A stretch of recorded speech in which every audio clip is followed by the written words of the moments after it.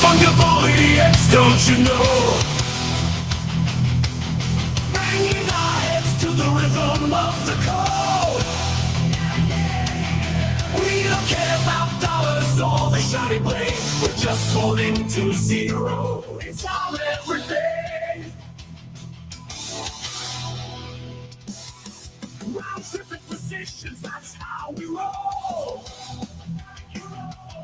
We won't make a dollar, won't sell a thing.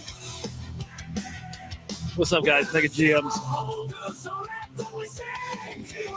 Okay, I'm trying to stream in a new spot this morning. Hang on.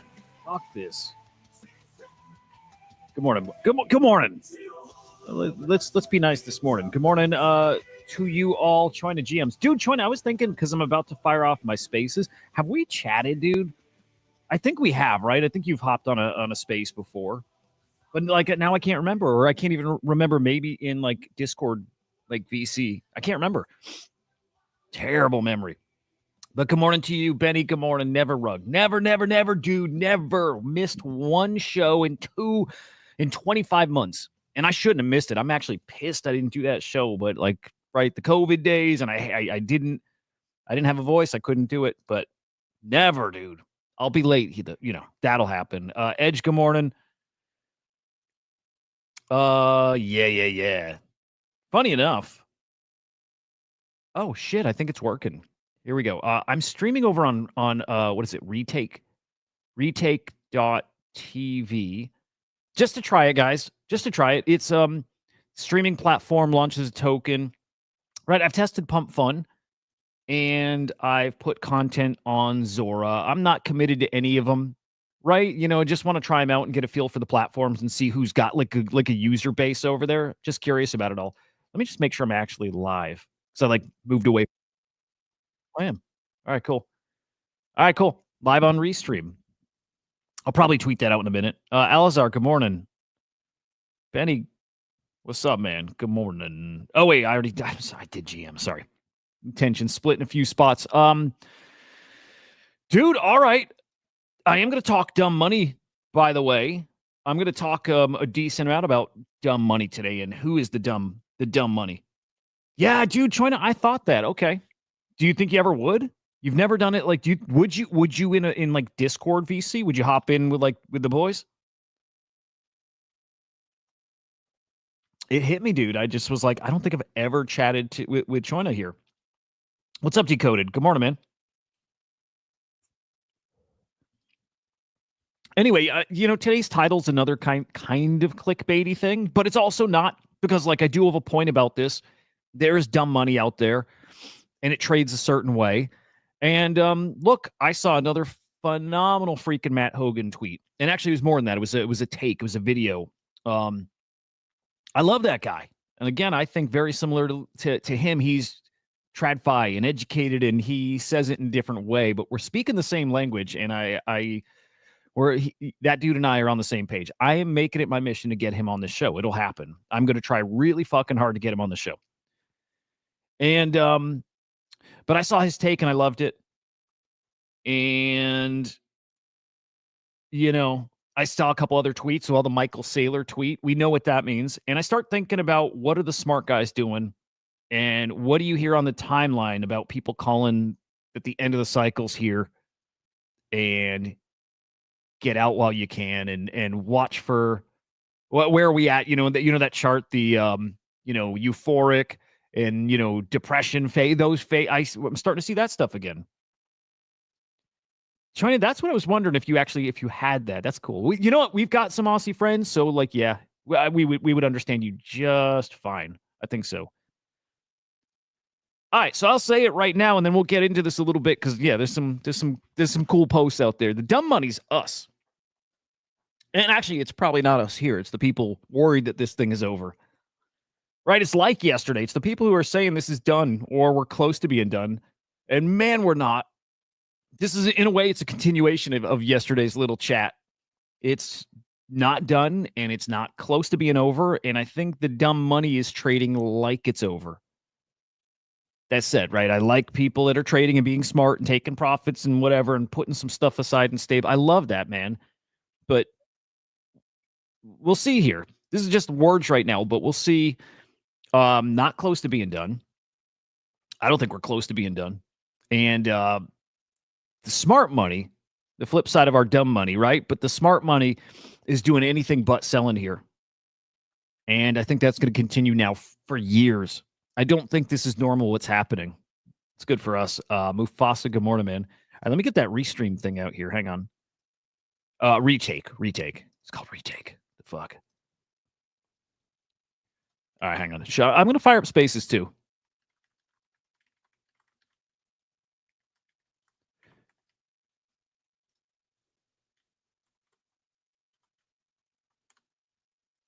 Okay. Sorry, I should have had this set up at the beginning, but like now that I'm streaming in 5 places, and then if I do with spaces, it's like 6 different streams on top. You know, it's like a little juggling act. But whatever. We'll do it. We'll be everywhere. Wish I'd title this one. This one, Sunday morning cartoons. Sunday morning cartoons. Crypto. That came from English, by the way. Crypto. NFTs. Got some AI stuff too to get into, some virtual stuff.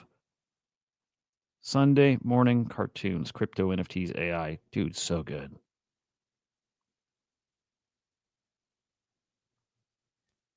All right, I think we're good. I think we're ready.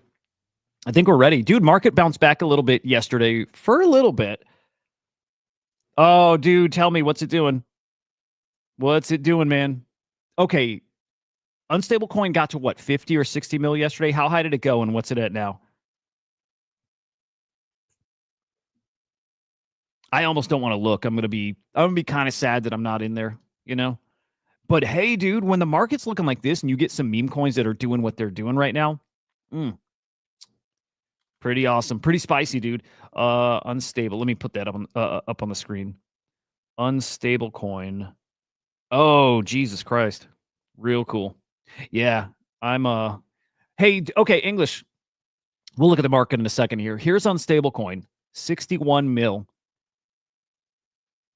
Yeah, dude, I got out way too early. I didn't get in super early, by the way. I was in somewhere back here. Hang on. No, it was in July. I was in somewhere here, right here. But look at that. English, is this the Pump Fund team? Justin Casey, good to see you, dude. 62, wow. Is the Pump Fund team doing some, like, you know, supporting some tokens in their ecosystem? I wouldn't be surprised if that's part of it. But I'll tell you this, the space likes this coin. It's a great coin. It's a great meme. My favorite memes are the ones that's like a comment on crypto. So it's why I love fuckcoin, right? I love fuckcoin. Like, fuck you hire is awesome. Unstable coin, it's the flip side of stable coins. It's the stable coin. It's a stable coin cycle. Kind of ties into what we're going to talk about too. Yeah, Alon buying. Okay, awesome. I wish the Bonk team would. Wish the Bonk's whatever ecosystem would support like that too. Don't think you need them on some coins like Cappy, but this is awesome, and this is going to keep going. Unstable coin's $100 million coin easily. Unstable coin might be like a $300 million coin. Unstable coin. Okay, we'll do the bold prediction, and then let's just say we're just putting it out there because why not? But let's just say this is one you can put on your radar. You put it on your board and you watch it because this could be $1 billion coin. If this cycle is going to give us another one of those, that could be unstable coin. It could be. The meme is so great. It's just that simple. And like, if we get adoption, like I'm hoping is coming here, you know, like millions of new people coming to crypto. I hope it happens. I don't know for sure it is this time. I hope it does. I think it does. But you get normies coming back in who start learning about stable coins because that's going to be the big thing. And they like meme coins already, kind of. Do they end up liking unstable coin? I'm going to peek real quick at Google search trends, and I want to see stable coins. Kind of curious. I imagine searches are up there. There it is. That's it, dude. Cleanest meme coin, needs no explanation. That's it. It's why Cappy works, though. It's just Cappy. That simple. Unstable coin. Well, if you get stable coins, then unstable coin is pretty fucking funny. It is. All right, is stablecoin rampant? Actually, stablecoin, dude. I mean, look at this. We're looking at this just in the U.S. I could do worldwide, but like in July, stablecoin hit an all-time high as far as interest over time, right? So search trends. That's only going to continue here. This is because the Genius Act, right? But that's only going to grow when we start seeing your local, well, not your local, but your bank launching a stablecoin, which is going to happen. And whatever state or country you live in launching a stablecoin. Wyoming launched a stablecoin, an official Wyoming state stablecoin happened. We're going to see that over and over and over and over and over. And all it's going to do is wake more people up to stablecoins. Yeah, all-time high for stablecoin, the term mid-August, just in the past couple of weeks here. It's going to grow. That's not the top. That's not the top of trends here.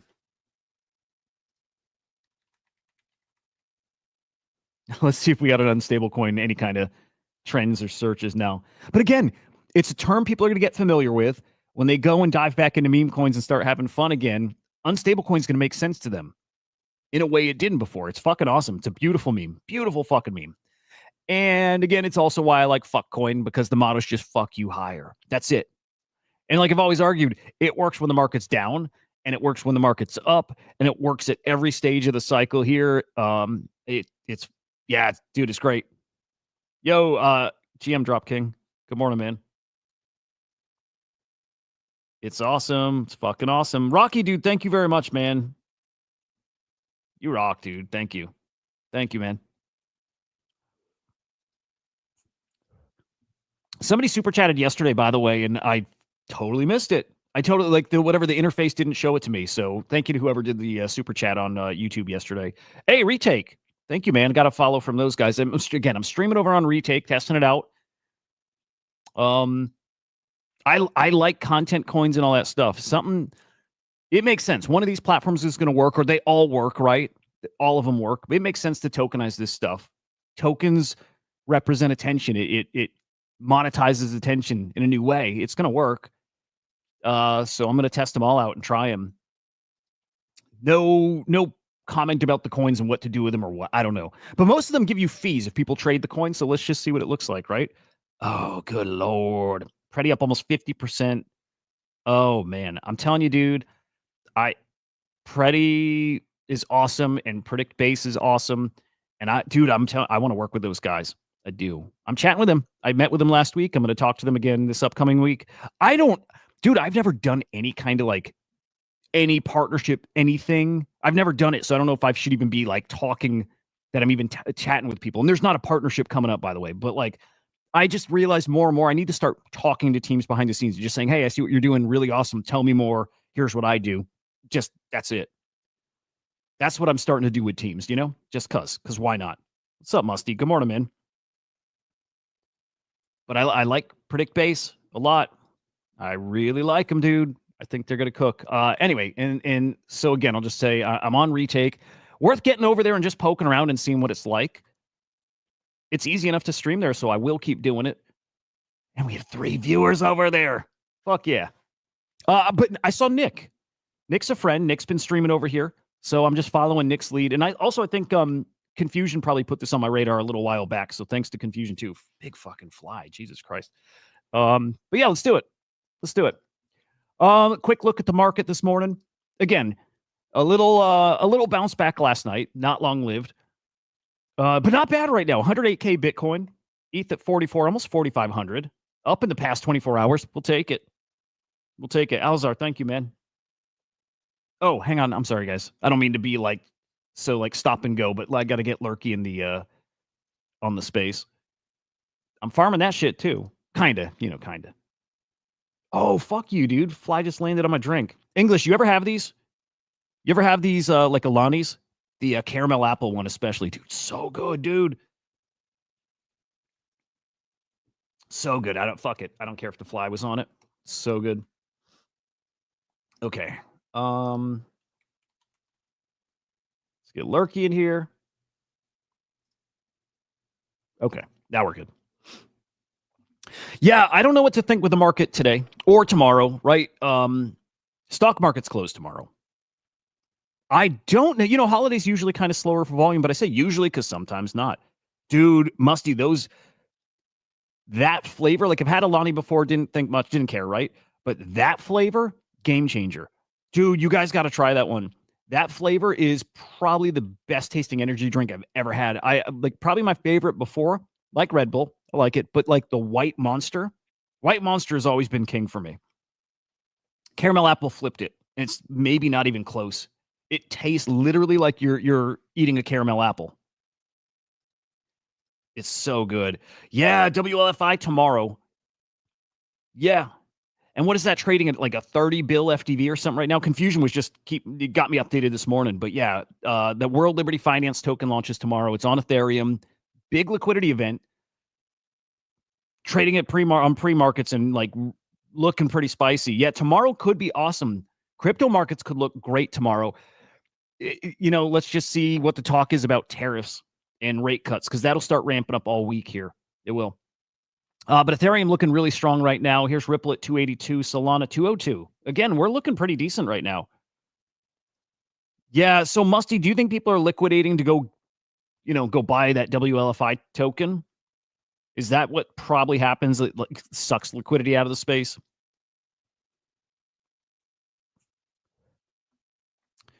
Yeah, it's usually how it goes with like a major coin. By the way, anybody who's new to the show as of yesterday, welcome back. Yesterday was super cool, man.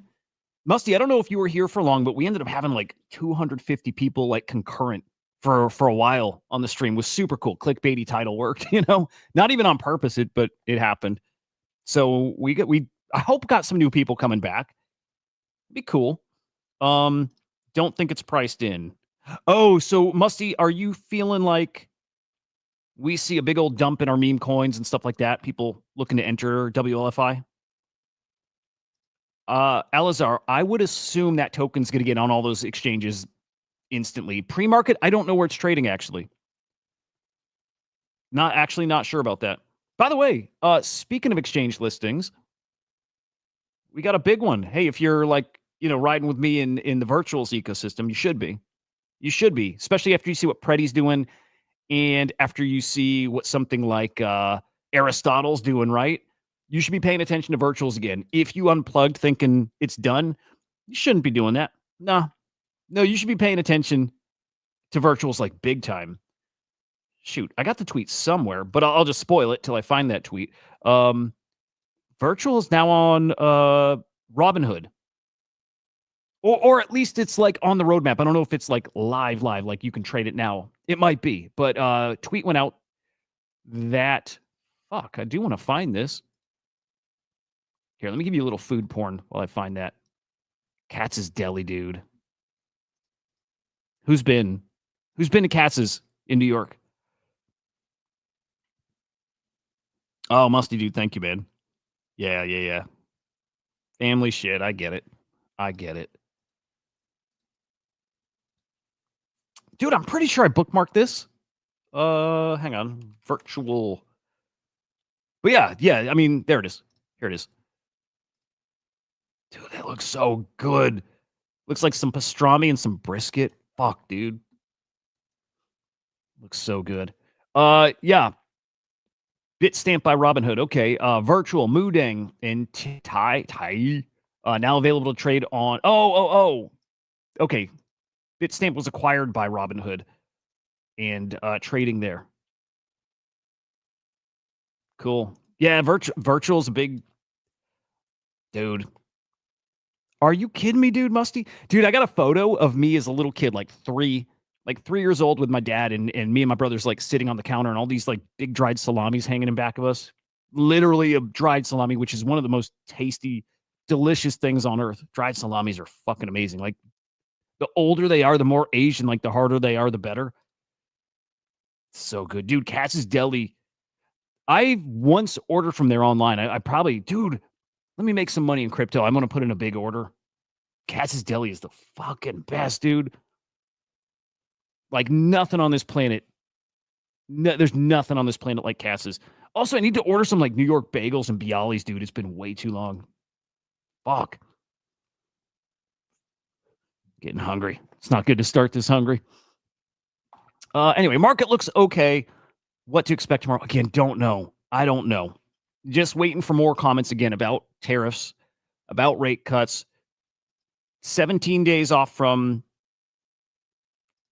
potential a rate cut. Dude, New York bagels are the shit. So we'll see. But again, the World Liberty token might be a liquidity suck. Might be. That's a major token. This is like, you could kind of look at this like a second official Trump token. You kind of could. And it's more official in a way, different official than, the Trump meme coin. But, World Liberty Finance is the Trump family DeFi platform. And they have a stable coin, and they're going to get into tokenized real estate. And it's going to be a big deal. So this is the platform token, TGE tomorrow on Ethereum. We'll see what happens there, but will it affect our bags? It might. It totally might. Coming up this week, too, let's see what we got. We have some jobs numbers that'll come in this week. Unemployment on Thursday, actually. Unemployment numbers come in Thursday. Yeah. Unemployment claims Thursday, unemployment rate Friday. Average hourly earnings also on Friday. A couple things that can actually move the market a little bit, right? A little bit. Jason, live, or is that just pre-market? Because I thought it was pre-market right now. Actual TGE like tomorrow. I might be wrong, but that's that was my understanding.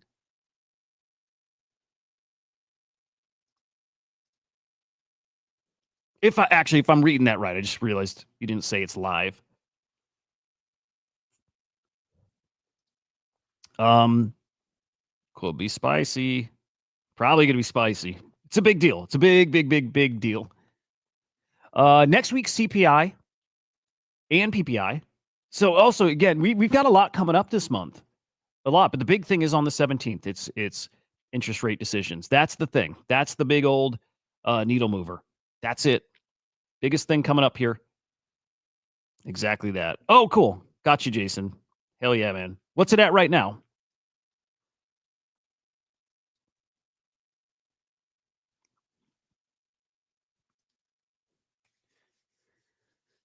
Man, drop and fight.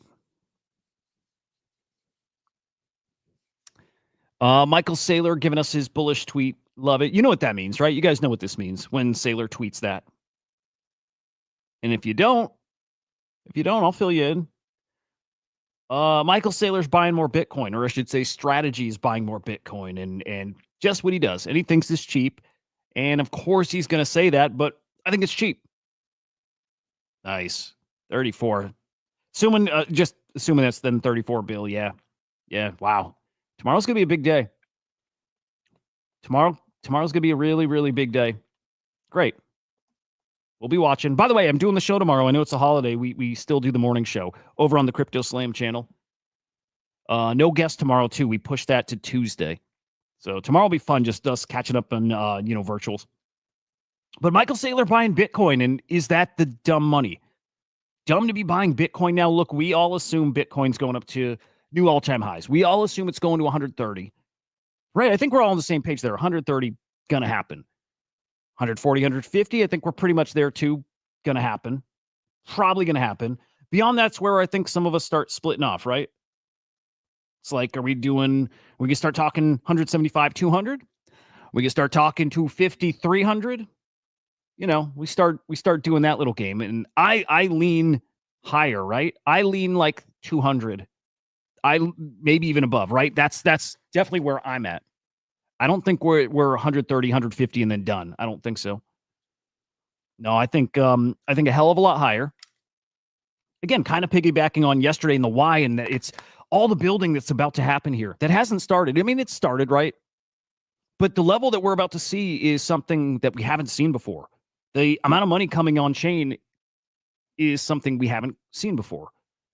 And so what I was wondering, I was sitting this morning just thinking about it. What does it look like? And is it a big old cannonball where it happens all at once? And like frame this around the march of, Bitcoin going to 1 million, right? What does that look like? Big old cannonball, all at once it happens, and then just fucking money being thrown at everything, everywhere. Chaos, good chaos. But reminds me of 21, 22. like that. Is it that cannonball, or is it a more like gradual and like at a good pace, by the way, but gradual like increase where we don't really have a long bear market? Because we'll get it again, but maybe not like before. So cannonball in wild times and then big pullbacks, or is it just this steady climb to a mill? And I don't know which yet. Maybe it's a little bit of both all along the way, but I'm expecting so many periods of explosive action. I'm expecting that. And some pullbacks that don't last long. And I don't know. I don't think this is going to look like traditional cycles. Hot, we feel the top, and we have some big old thing that crushes us, and we feel dead. I don't think we have it. Because I don't think we felt dead during the last bear market. It was, make no mistake, it was slow, it was cold, it was dark. But never did I get the feel that I had gotten previous cycles where I'm like, oh, this is never coming back. And I had that previous cycles. I did. I absolutely had that 2017, 18. Was it 18? Absolutely thought crypto's done. I did. I was too new. I was new to crypto back then. So when things crashed back then, I'm like, oh, it's over. Fuck.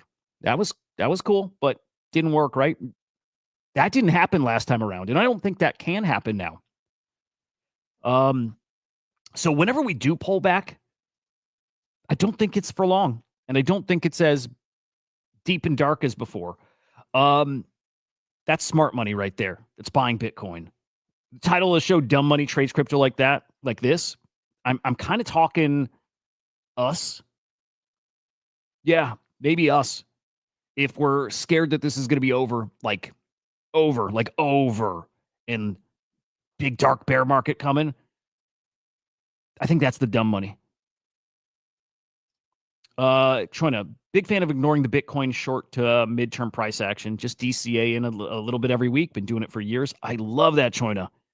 Remember, frame it that way too, right? That's my headspace. None of this is really short. I'm always thinking of 5 years down the road. I'm thinking 2030 right now and beyond for sure. But like, that's it. It's very obvious where this is going over that time. And then back to what I was saying before, it's just what does it look like on the way there?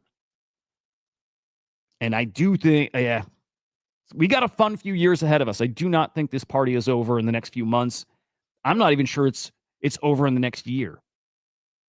We'll see. Now, okay, I want to like counter this too with another thought, which is I had some friends who were in the market in 21 and 22 and NFT specifically, and like maybe didn't make a ton of money.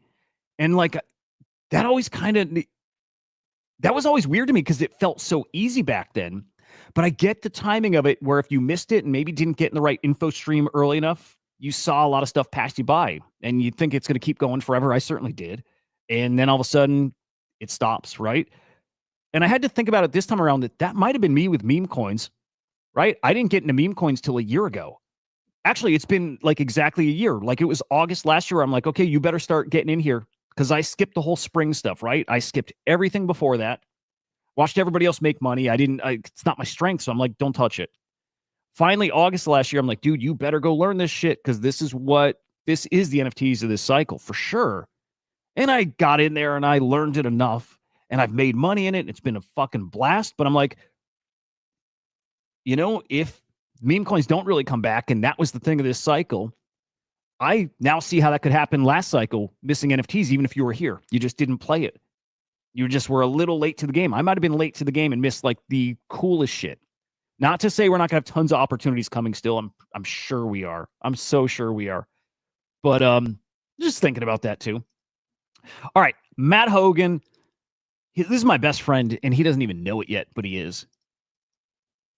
He's my best buddy. No, just another take from the guy that I think is so spot on. So I'm going to play this clip. Saying there's no pullback for traditional investors that he speaks with, and he's speaking with them, dude. In the traditional finance world, crypto is up massively. This is the most attractive asset in the world. Yeah, CIO of Bitwise, by the way, Chief Investment Officer at Bitwise. One of the top crypto, Bitcoin, and ETH ETFs. Crypto is like fretting about the market pullback. I will say I'm on the road right now, I think doing 8 of 9 weeks of travel, talking to financial advisors. There is no market pullback for them. Bitcoin is up 70% over the last year. They still see it in a raging bull market. I do think crypto gets like, oh no, we're down from 120 to 110. In the traditional world, we're up massively, and this is the most attractive asset on earth. And that's what that report said. It said it's going to be the best performing asset in the world over the next 10 years. Okay, the part that really stands out to me there is that the very end here. First off, I need to find the report he's talking about, but that whole other side of, well, let's just say TradFi, they look at Bitcoin, or let's say crypto, as the most attractive, best performing asset in the world over the next decade. Still makes me think that when we pull back, it's not an if we pull back. Come on, like we're definitely getting a pullback, and it'll be drastic.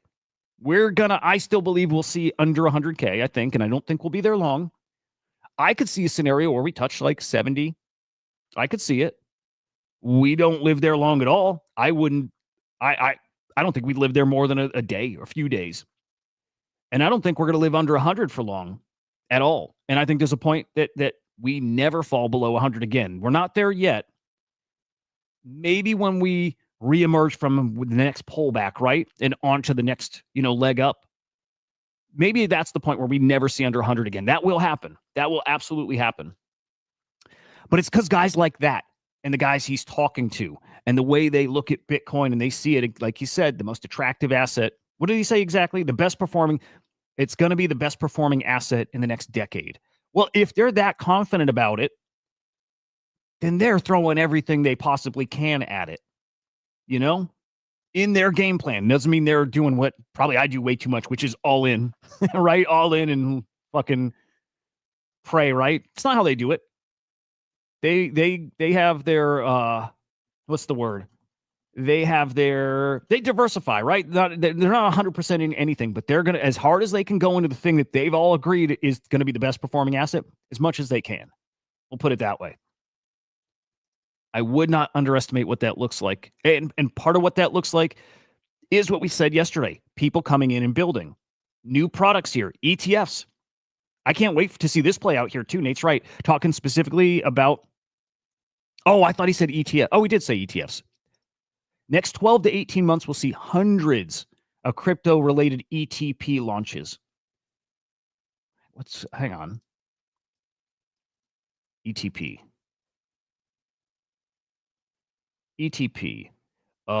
Exchange traded product. Got it. Okay. Exchange traded products. Got it. Yeah. So it could be like ETFs. Yes. Different kinds of things though.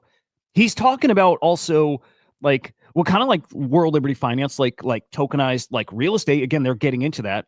RWAs, that kind of stuff. He's talking about all these. Currently 90 plus crypto ETF filings with the SEC. And guys, we're seeing tokenized. We're seeing ETF filings for Doge and Ripple and Pangu and Trump coin, right? The Trump token. We're going to see all of these things with ETF filings, and it's going to be many hundreds. Maybe he's even underestimating how many. Now, he's the expert. Nate is the ETF guy. In fact, Nate gets a title. When he comes on a show for the third time, he's been on twice. Third time he gets an official nickname. He'll be dubbed ETF God. That'll be his nickname when he comes on again. We should do that sooner rather than later, too, because that's the guy we want to hear from. But you could probably officially start calling him that now. ETF God, Nate Geraci. But this is going to be so interesting. What will investor demand look like once these start to come to market? Oh, shit. Hang on. So he's got an article on, was it CoinDesk? Maybe you want to take a peek at that. Yeah, hang on. Do I need an account? Yeah, fuck, I do. I'm not signing up right now. Oh, maybe I will. Hang on. Crypto ETF surge could reshape market, but many products will fail. Look, we're going to have another bubble like NFTs. A ton of these things coming to market. A few of them surviving and making it. Good. Now, is that an opportunity for us because these aren't traded on chain, right? They're settled on chain ultimately. So I think it does matter. I think what we found with Bitcoin, maybe, I'm going to say maybe because now I'm rethinking it. It kind of felt like it brought a little stability to Bitcoin, right? the like the pumps weren't as extreme. Neither were the other side of it too. It brings more volume. It brings a different kind of money. Does it start changing how volatile things get? Yeah, again, I'm saying it out loud and I'm actually questioning it now because it's been pretty damn volatile. You know what? I kind of want to sign in here. What's up, Marty? Good morning, man.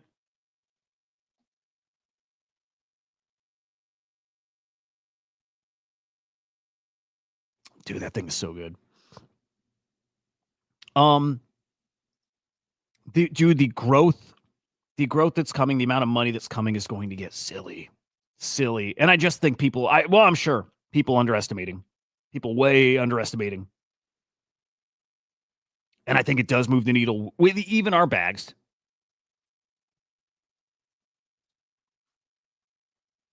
Dude, this fucking fly is going to drive me nuts. Raul Powell sharing some more thoughts that this cycle he doesn't think ends this fall. Some people think it ends this fall. I get it. I get it. I could see it. Not really, but I could see where they're coming from, right? Kind of like last cycle. Top is in like November. November 21 was the top of Bitcoin last time around. Now think of this, by the way. Hang on. Now I'm going to double check it. I do this a lot because I've got a boomer brain. November 21 was the top, right? It wasn't 22. It was 21. Let me just double check. I'm pretty fucking sure. November 21.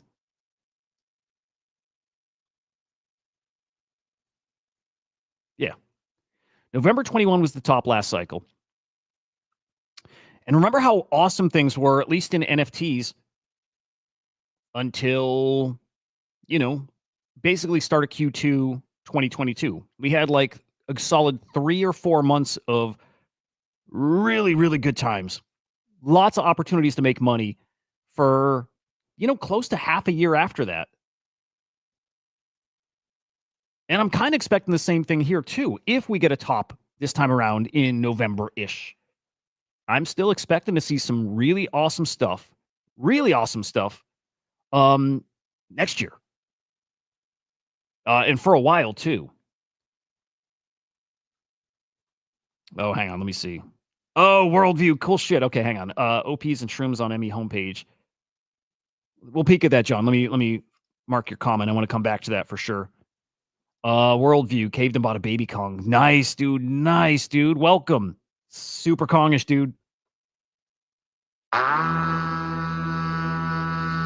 love that, dude. Fuck yeah, man. Hey, is that your first Kong like any Kong? Like Genkai, VX, anything? It's a good one, dude. It's a good one. You're going to end up getting Kong token. You're getting in Wall Street. Great, like just such great alpha there, right? You're going to get the great alpha from Wall Street Kongs. You're going to start generating, and I don't know how this works yet, but generating that Kong token. And because of that, you're going to get whitelist. Kongs get such amazing whitelists. I've won my best whitelist from Kongs for the most part. I do really well there with whitelists. So GG's, man. That's really cool. Really fucking cool. Glad to see you. I'll hop in Discord. I don't know if you do Discord stuff, but I'll see if you're there and say what's up.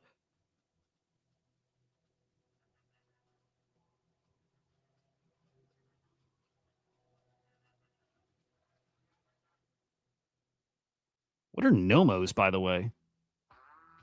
I see Crusher talking about Nomos. I don't know what those are. Huh. Dude, awesome. Good. All right, cool. All right, very cool. Dude, I'm going to see if Henry will pop in the chat, by the way. I'll see if Henry will hop on here just to say what's up. I sent him a screenshot just to show him you're in. Let's see if Henry's around. By the way, there is a tracker, random, but on Kongs. Just a little heads up. There is here. Let's put it on the screen. We got a tracker.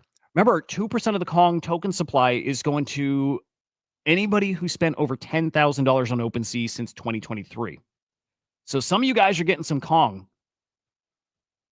So there's a Dune tool, whatever, a checker, so you can check if you're in. I checked. I'm in. I'm gonna make it. I got the Jenny Kong, so I'm getting some. I got the baby Kong. I'll get maybe a little more. I'm not selling my Kong either. Can't, dude, because Because I got to stake it to keep getting whitelist. So they got me, dude. They got me. But okay, I think you go here, you run it, and I'll drop this in the chat. You run it, and then you go to the search. Hang on, there's a search here. I got to remember where. You just paste in your wallet address. And hang on, where is it? Here, let me drop it in the chat first. There we go. Okay, there it is. Check if you're on here again, and let me see if we can figure out how this works again. Okay, so I think you run it. There's a search field here somewhere. There it is. Run it, then just paste your address in the search field. I just made it too. Just made it. Hang on. Fuck it, we'll accept.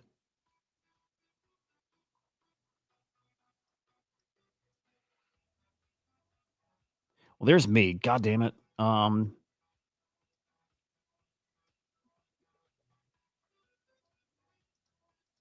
There we go. Okay. There's me. I made it. You got to spend $10,000. I made it 12K. That's the V1 Punk. So the V1 Punk got me in. So I will get some Kong here, which is awesome. But yeah, again, just run it, go to the search, paste in your address. Hope you made it. Hope you made it, dude. It'll be a nice little stimmy. I don't think it's gonna be crazy, but it's what does some of you guys say? It puts the pickle on your burger or something? I think it'll do more than that, right?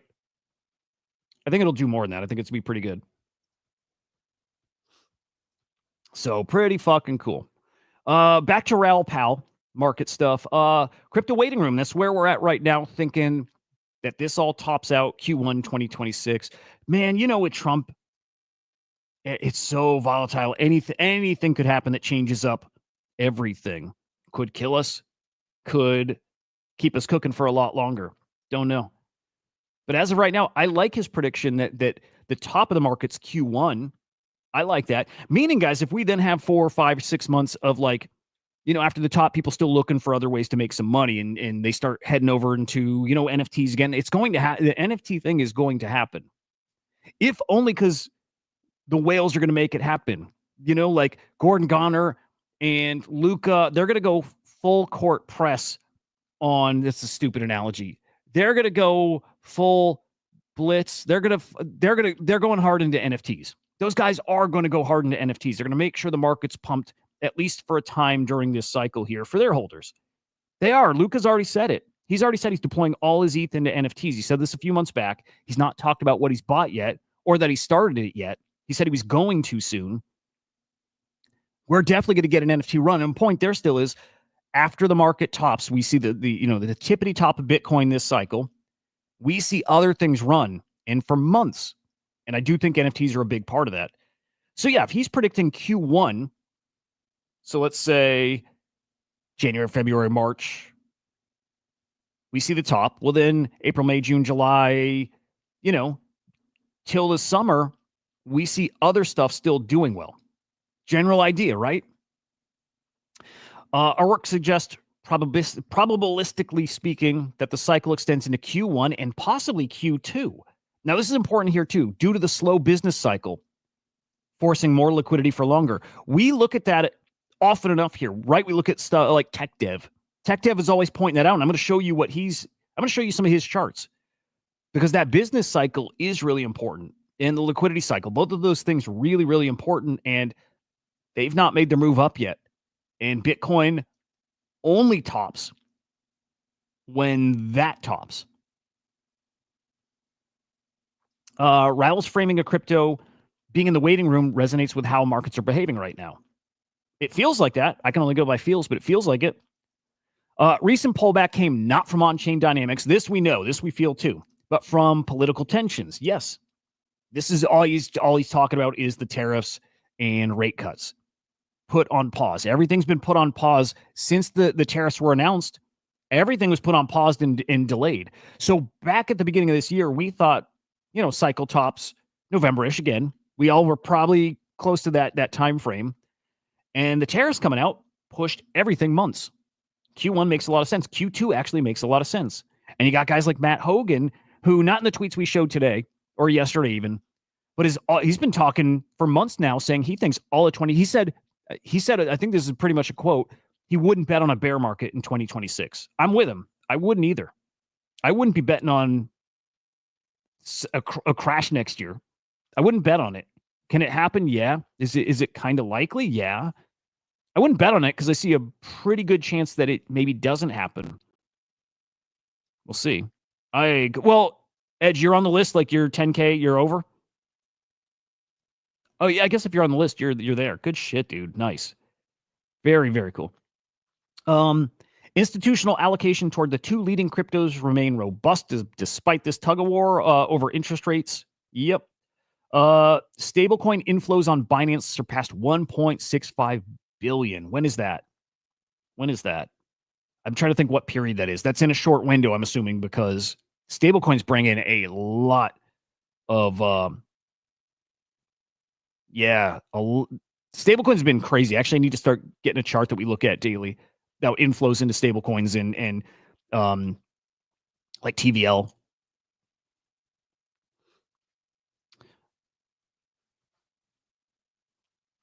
A lot of predictions like we were seeing and hearing and all this stuff about altcoin season starting. Feels like it. A lot of indicators were there.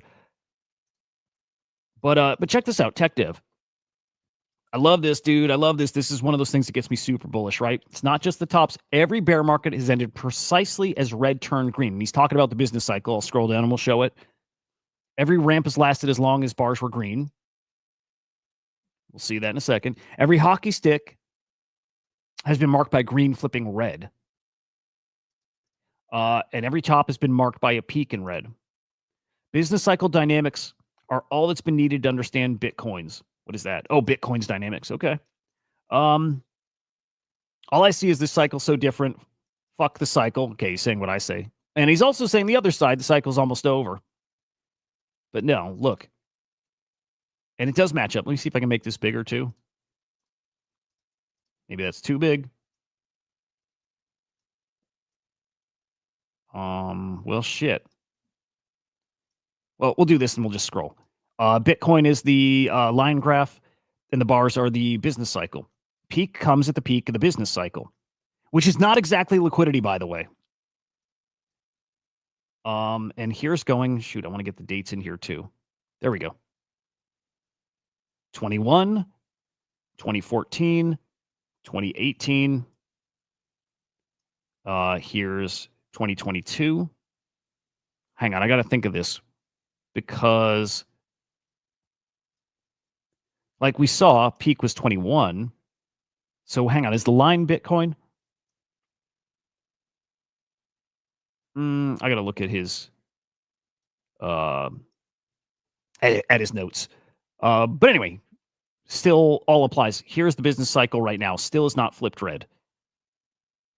You can basically bet on this because he's showing us why. It lines up with every cycle peak. I got to remember what that line is. Thought it was Bitcoin. It's not, though. It can't be. Unless, do I have the dates not aligned? No. Okay, I'm sorry. This is November 21 right here. Top of the business cycle, top of Bitcoin right there. We are basically at the bottom of this business cycle still.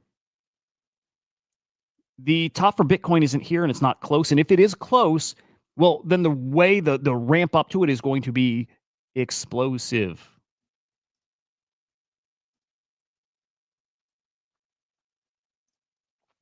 This comment looks interesting, by the way. Even this chart gives the wrong top signal. Even this chart gives the wrong top signal. It was only a handful of coins that came up and made the final bull trap. It's interesting to look at this chart. But does this chart have a replay bar option? And what's the data per bar derived from? Okay, let's see. Breaks it down a little more. This is cool. Okay, great observation. This is only one signal related to the business cycle. This one aligns with the Bitcoin USD high. Another, which he discusses, aligns with the Bitcoin macro impulse tops.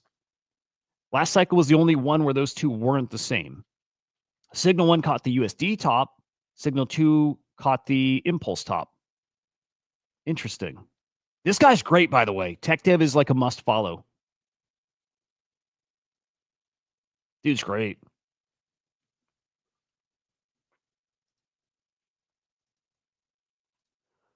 And then this, again, this is not business cycle. This is liquidity. And same work can predict, next leg up. Is this predicting top? It doesn't look like it, but it predicts kind of, I don't want to say bottoms either, but next leg up. We'll put it like that. It does look like it gets shorter between, right? And less, I don't want to say less explosive again, because this is liquidity, but we're here. So do we see this shorter too? Or do we see something explosive here? I don't know. This guy's great though. This guy's fucking great. I know Raoul Pal likes him a lot too. A lot. Every Bitcoin top has been 14. Hang on, fucking mouse. Every Bitcoin top has been 14 months from this point, yet many think we're almost done. Okay, let's see. What is this one? Again, what is the bottom?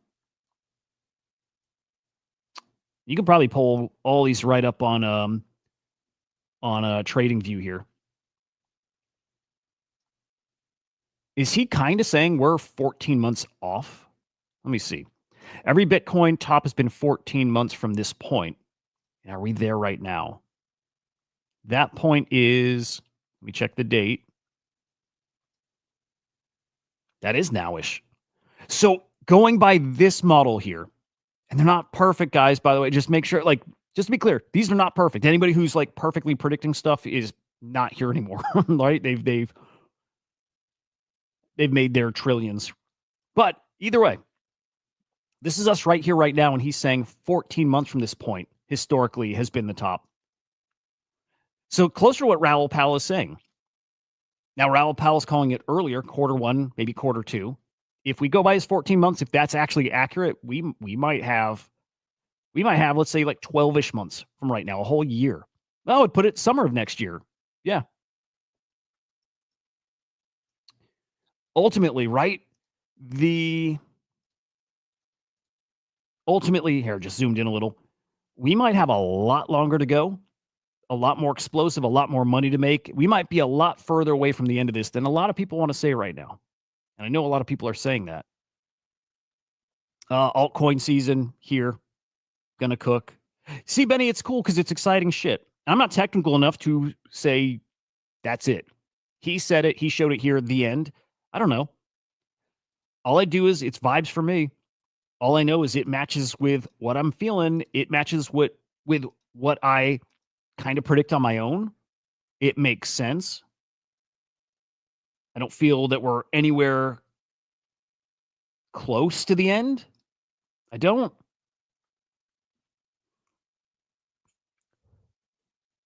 Oh, dude, super fucking cool. There's I don't know if you guys know the GigaBrain project. It's like AI. Okay, it's a platform for trading hyperliquid vaults, right? AI powered. This launched in virtuals. I've been trying to get that team on the show for a while. I finally heard back from them. Fuck yeah.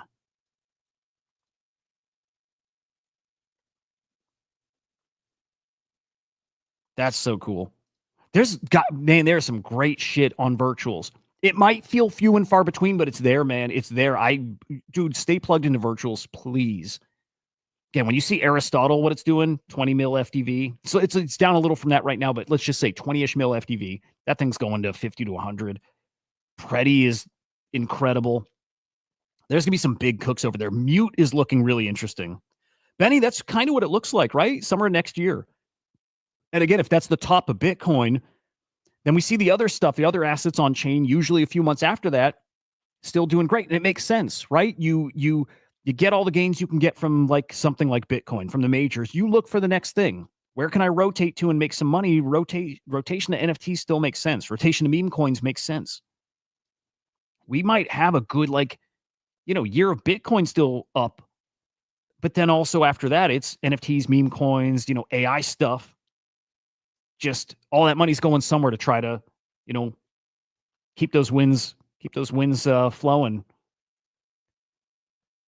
altcoin chart. A lot of people are sharing charts like this recently, and we feel it play out, right? We're feeling it play out. So you can definitely start feeling that change here. Anyway, it's looking great out there. I have no feelings like this is ending imminently at all. Part of that too, guys, and this is a big thing too. This very much ties into yesterday's chat. We're trading, and some of this is just, price moving because people are trading the end. But dude, this is a whole separate conversation, is how crypto is being adopted. It's again, whole other conversation. It's not just speculating on the price, it's using the tech. Here's crypto adoption. And this is being paired up against, what is this? The internet adoption. Crypto is being adopted faster. So back to, do we see like a big cannonball moment, or do we see this just continuous increase here? And I still don't know. I still think continuous increase with some like very splashy moments along the way. But crypto adoption, so it's crypto users versus internet users. Crypto is outpacing the internet. You could probably argue internet had more utility for users. I'm not sure. I don't know. When I think that everything is going on chain anyways, so. Also, it's so hard to measure crypto users, right? Because all of us have dozens of wallets. It's hard to measure it. What's up, cutie? I love that. Yeah, not a chance. But yeah, part of this conversation is adoption of crypto, and it's going to be fucking extreme. And it's hard for me seeing the end of this coming anytime soon because of this, because it's just more people coming here. And like I say, it's a percent of those people coming on chain that then start doing the degen stuff and start looking for ways to make money here too. But dude, money's pouring in. It is. This is Pantera Capital projecting 2025 to beat 2021's fundraising record. And what's going to happen next is all this money that's being raised is deployed into projects and businesses that are building here in crypto. And then we see how that trickles down to us. It's airdrops. It's exciting products that even if it's not an airdrop, it's something for us to start gambling on, right? I don't think this is ending anytime soon, man. This is a pattern seen in other major technological shifts where a multi-decade build-out precedes explosive growth. This is wild to think about.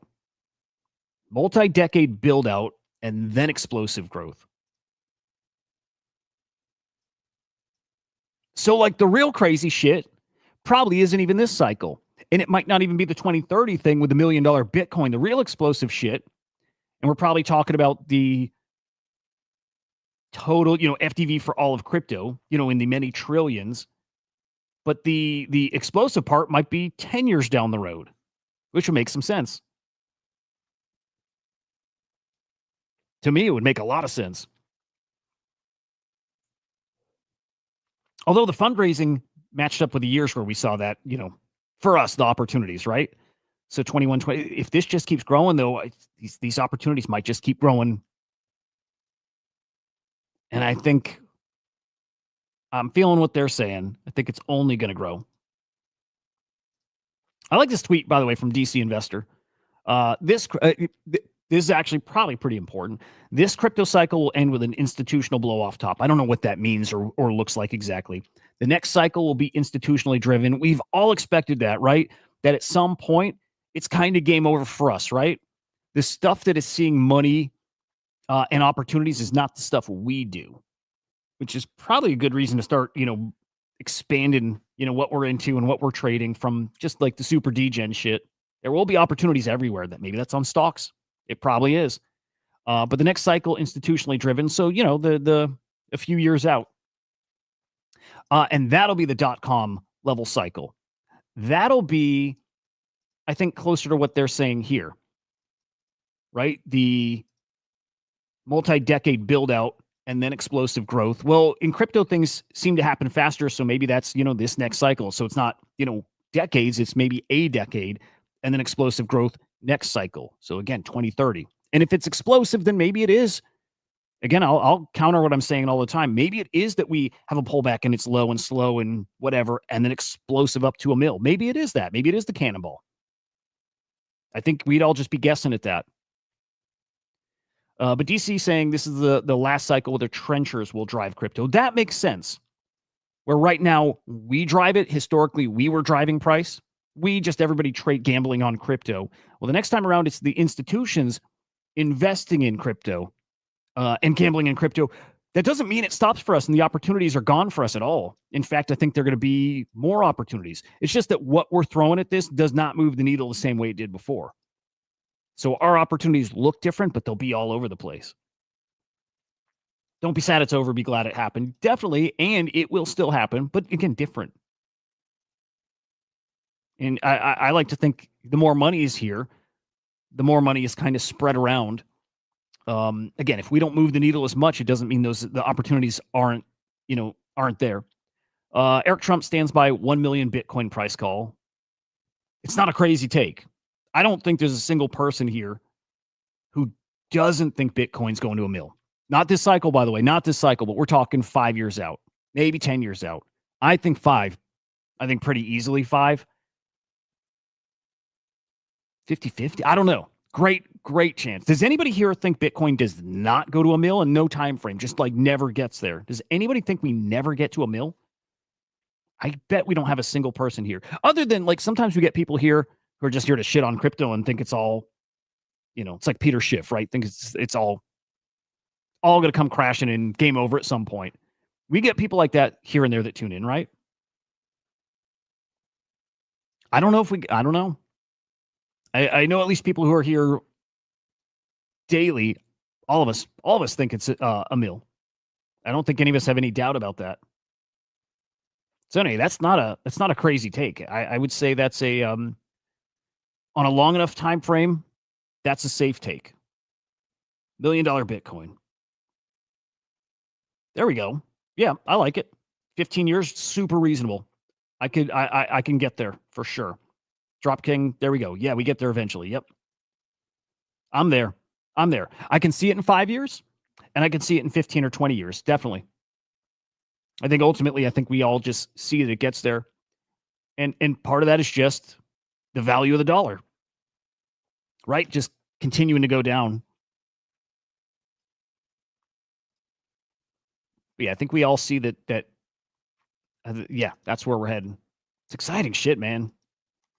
I just want to be here all along the way. The opportunity is not that one moment where we, touch a mill and get to say we did it. No, the opportunity is the whole way to $1 million. And just all these opportunities around it. Trying to think as long as people are still willing to part with their Bitcoin for fake paper money, we're still early. That's interesting, man. So fiat price will be irrelevant one day. So where Bitcoin lives up to its promise of it is money, right? And people are spending Bitcoin. They're not selling it for dollars. Yeah.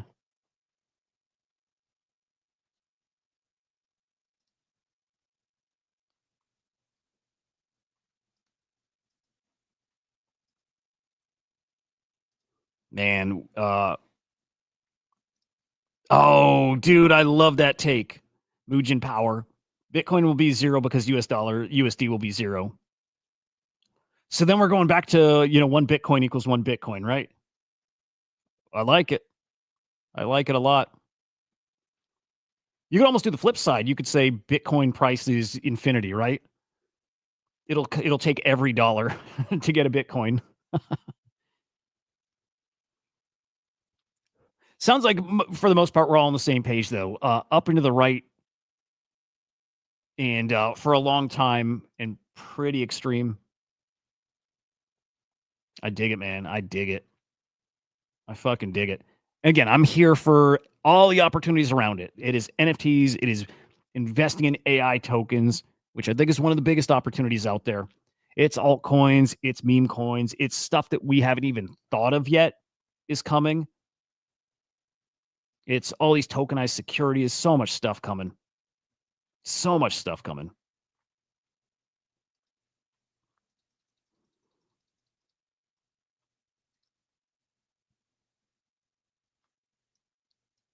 Hang on. AZ, I don't know if you're still there over on Abstract, but I see you and thank you, man. I appreciate that a ton.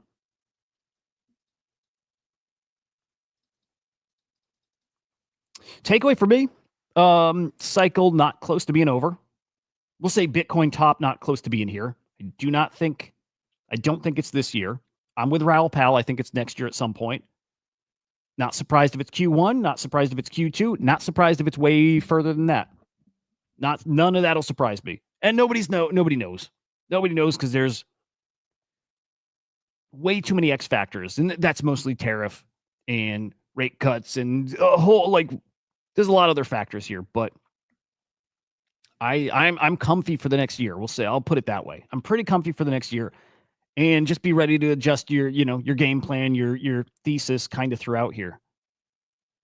Because it's, as we've seen, everything can change in an instant. What's this? Eliza Labs sues X. What is that? Let's see. Oh, remember Eliza got banned from X a couple months back, right? And Shaw got banned on X. So let me see here. The lawsuit claims Elon Musk's X used Eliza Labs data, then launched near identical AI agents. Oh, dude, that's interesting. That's like the Valentine agent and what's the girl agent like avatar thing? Do you guys remember the name of that thing? Is it Ava? What's the girl avatar name? I think it's like Ava. That's super interesting. Like Shaw met with them. I remember that. I remember when Shaw went out and met with I don't know if he met with Musk, but he went to X headquarters and met with them. That's spicy. At the same time, I know Elon's suing a former employee who took all of Grok's code and gave it to OpenAI. Eliza Labs and its founder, Shaw Walters. Dude, Shaw had told me he would come on the stream at some point, too. We never locked it in. I wonder if he'd still do that or if he's probably... Because he's not very public now. I wonder if he still would. And actually, I don't know if I can get a hold of him. It'd have to be on Farcaster or whatever because he's not on X now. But he's suing X, claiming the company tricked them into handing over tech details about their tools, then banned them from the platform and launched copycat products. Well, okay, to be clear, they got banned because they were using some kind of third party to tap into the API. They weren't paying for it. That's why it got banned. And Shaw's kind of a sketchy character. I like him, but I think it's enough stuff that I think it's fair to say kind of sketchy. Lawsuit says X unfairly used its monopoly power, damaged Eliza's reputation. Shaw's done that himself a good amount. And also, I like Shaw, and I like Eliza a lot. Blocked its access to customers and investors, profited from Eliza's innovations. Interesting.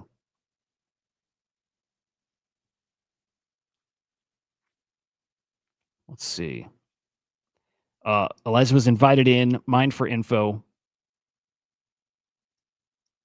That's kind of interesting if they kind of stole the framework and kind of built Grok around it. I don't know, though. I remember all this happening, too. Soon after, X demanded... Okay, so they met. X demanded $50,000 a month to keep, operating on the platform, so tying in the agents onto X. And then they suspended Eliza and Shaw. Dude, so fucking spicy.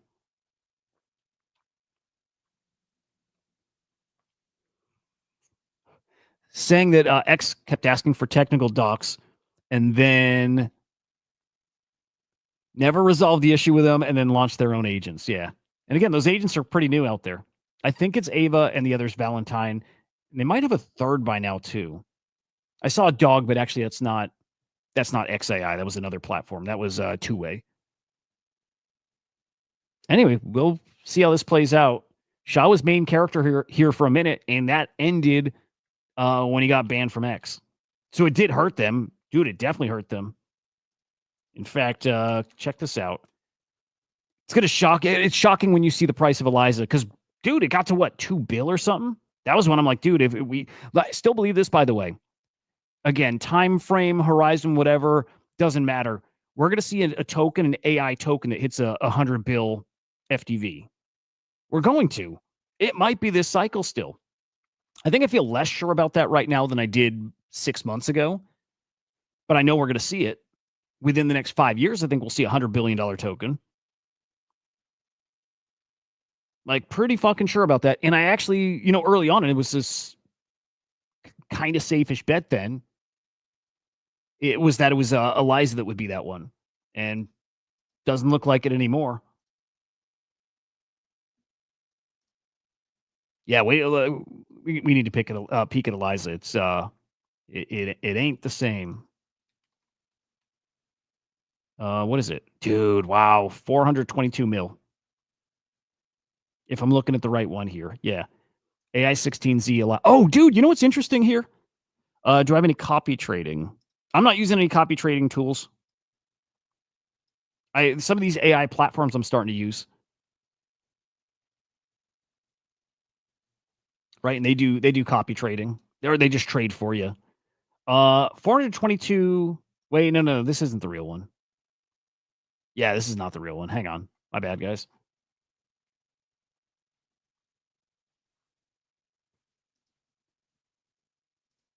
Yeah, let's find the real one. It's under $1 billion for sure, but I'm curious. Moonsters. I don't know Moonsters, man. What are they? NFTs, huh? I'm guessing NFTs. Here, let's figure out Eliza real quick.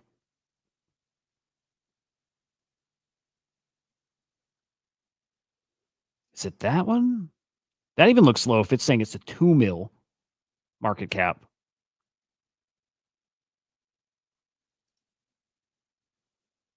If that's it, that can't be it.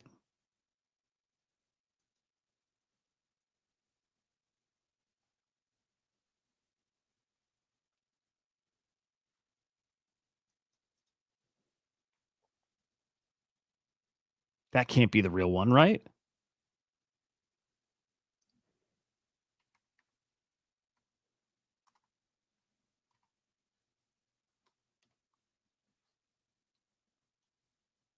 We need to find this.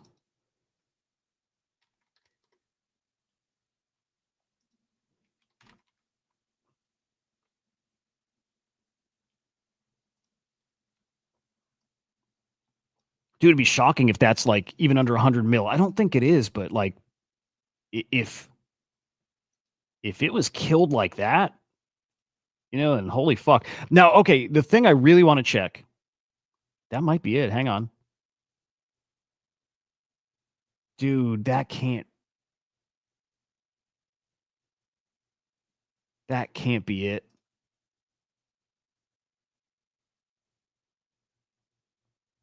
It is. That is it.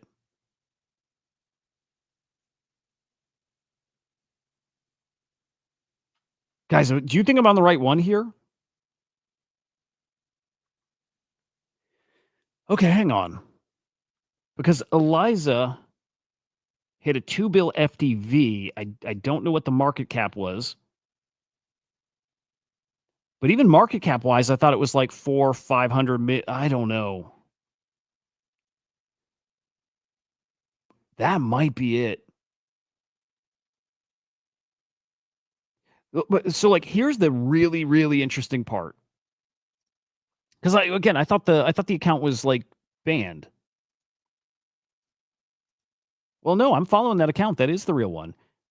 Dude, it's at a 2 mil market cap now. Okay, now I remember this though. October is when remember they had the treasury, right? Basically any coin that was like launching using the ELISA framework, a percent of the tokens go to the ELISA like DAO. And October, so coming up in like 2 months is when all the tokens would get liquidated, or maybe not liquidated, but sent to all the ELISA token holders. Do you guys remember that? It was like the fund was active for a year. Can't even go on the site anymore, dude. Oh, wait. DAOs.fun. That's where we check this. That's right. Dude, Drop King, I'm fucking shocked about this, dude.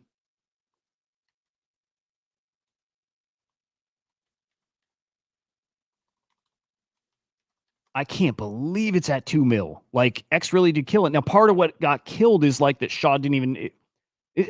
Shaw's part of that too. I wonder how that plays out.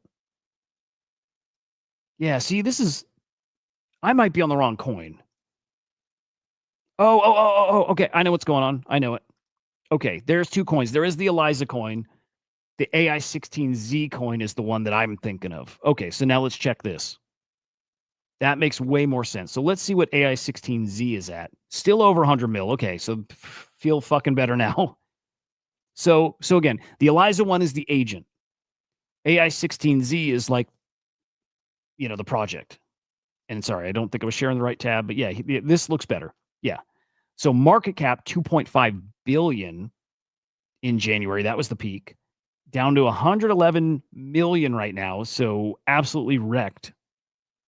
But yeah, this is the correct one. But then I'm really curious for October. All those coins. My understanding was they get sent to all the holders. Do you guys remember when this was all a mystery too? Like, it didn't even make sense what was happening. We just thought we were like, I remember this, dude. It was so foreign to me, so I didn't get it. And I thought we saw the fuck, dude. What a crazy time a year ago. I'm like, okay, this is a new meta and everything's changed and AI doing everything for us and trading and DAO's managed by it and all these AI agent things fucking take over the timeline. I mean, it didn't play out that way. It did to a degree. What's funny is the AI space kind of turned into like ICM, like internet capital markets. That's kind of what it evolved into. It's what's happening on Creator Bid and virtuals. That's what it is now. But yeah, this fund expires October 24th. When it expires, all the tokens they hold sent to the AI16Z token holders. That's my understanding. Maybe they're sold and then it's like USDC sent to people. I don't think that's it though. I think it's all the tokens split up across holders. But yeah, dude, I can't believe how much things have changed. It's a good reminder when we get into new metas too, and you think it's like game changing, right? We'll have to look back at this whole past year in AI and remember a year later what it can look like. Doesn't look like what I thought it would look like. Again, I thought AI16Z could be that $100 billion token. At that point for good reason. And I still believe we will see an AI coin get to 100 bill. It ain't gonna be this one though. Crazy. The first AI VC fund fully managed by Mark AI Andreessen, right? An AI version. I mean, even that didn't make sense to me back then. I couldn't quite understand like what it was and what it was supposed to be doing and why it mattered. But that's usually what sends these things to ridiculous valuations, like Bored Apes last cycle. They all got there because people couldn't really wrap their heads around like the value of it, like the why and how is it like actually like feasible. That's the best. That's the recipe for success in this space. That it's like you just fantasy. You live in like a fantasy about what it is. Look for that kind of shit to invest in. Man, down bad here. Now, I imagine. I don't know. I imagine this. I don't know. I thought this token would be absolutely wrecked when it gets closer to October. So again, it's a good time to start paying attention to it again. If fund ends then, is this token done worthless? Or do they kick up like season 2, right? Also, I got to dig. I should probably ask our team because we use the Eliza framework for our agent, right? For Swarm, and we did for the Bull too. But now I'm trying to remember when somebody launches on virtuals. I guess you're technically just launching. Well, you can launch a token or you can launch an agent. I don't know. I'm wondering if people are even using Eliza anymore, or if, like on virtuals, if you're using Game. That's their agent framework. So shit, I don't know. I gotta brush back up on this. Yeah, I gotta send this to confusion. It's just shocking to look at. crazy.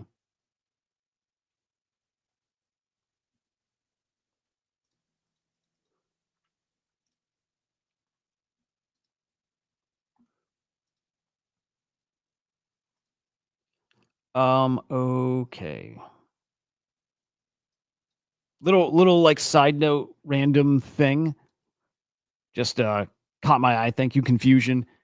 Right, I've got these like modest NFTs. I think like, look, I think it's an art cycle coming. This is a guy I'm betting on. I think he's gonna be like one of the biggest artists of this cycle. I'm pretty sure about it too. But he dropped something new. What is this? Some audio visual thing. Let me check this real quick.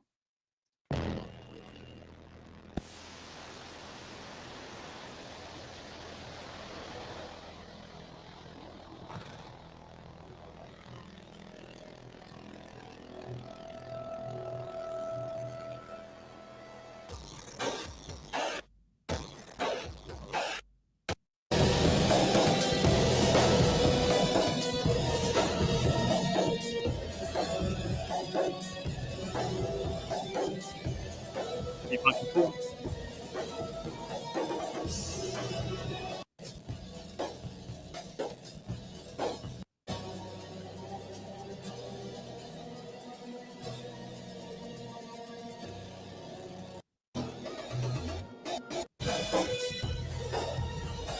Okay, I'll dive into that just on my own after. That's pretty fucking cool. I wonder. So he put out that NFT collection, mementos. We talked about it, right?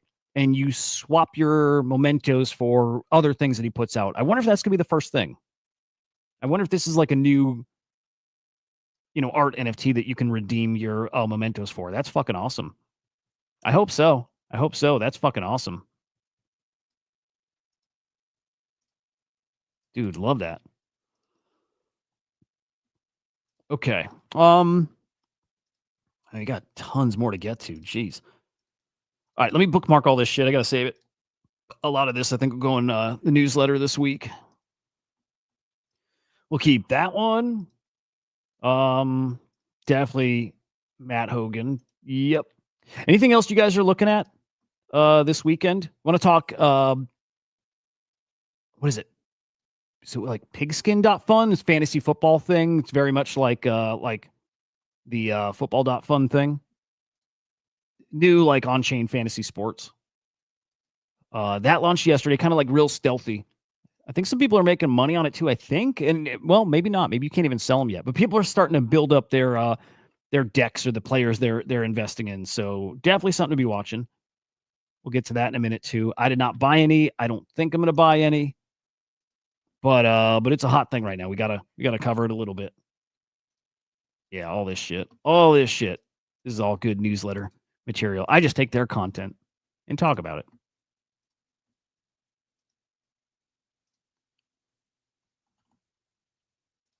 Yeah, we'll take that too. We'll take that one.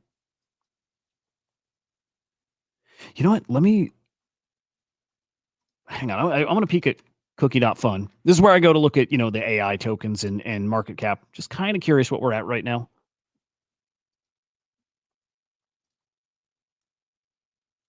Let's see.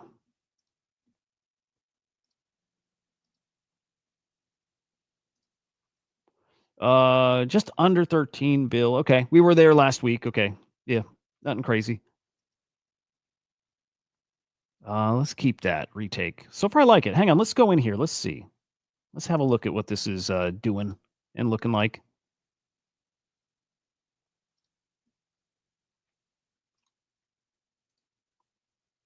Did I earn 26 bucks? Dude, I should probably have left the chat up so I can say what's up.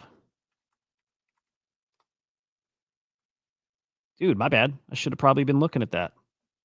That's cool. 26 bucks streaming for an hour. If that's how it works, I don't know. Oh, the retake team came in and tipped. Thank you guys. I'm sorry. I should have been looking over here. Just juggling all these things. But that's cool. That's cool. We'll keep that. What I like is, unlike Pump Fun. Well, okay, Pump Fun launches a new token for every stream unless you cross a certain market cap, and it's not a crazy market cap. Like if you got motion, you should be able to cross it, and then you keep your coin, I think, across all your streams. I don't love Zora that launches a new coin for everything. Although I'm okay with tokenize everything, kind of. I'd rather just one coin that's like across all of it.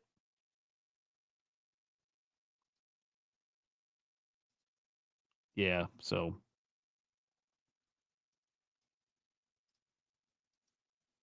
Oh, I like that it doesn't give me the coin.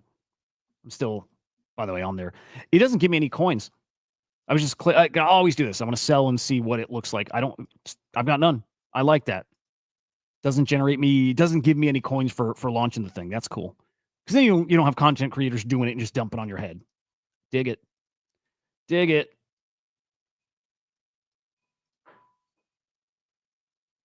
Okay. God damn, I need to order some cats. Okay, let's clear all this out. That Mata shit's awesome, man.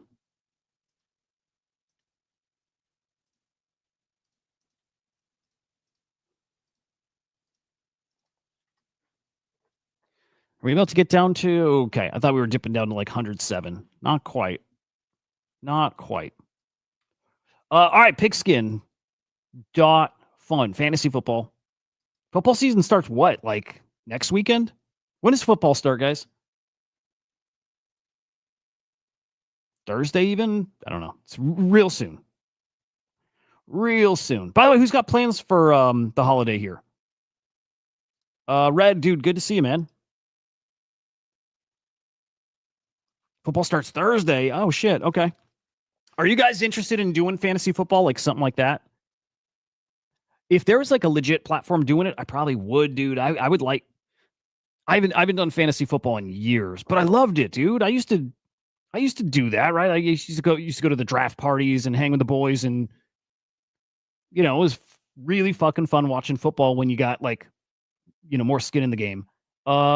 Retake, dude. Thank you. Hang on, let me see. You earn in wrapped ETH. You can claim 10% of your streamer coin after one. Dude, I like that a lot. After a month, you claim 10%. I dig it. I'm gonna hit you up. I will, just to say what's up, just to meet you guys. But thank you, man. Yeah, I'll probably stream here daily. I've been doing this daily for 2 years. I'll probably just keep streaming over here too. I like it. Again, I saw Nick doing it. Love Nick. He and I are going to stream at some point. We're going to do like a UFO, UAP kind of thing. We'll eventually get to it, but Nick's a great guy. And I like your platform, man. So thank you.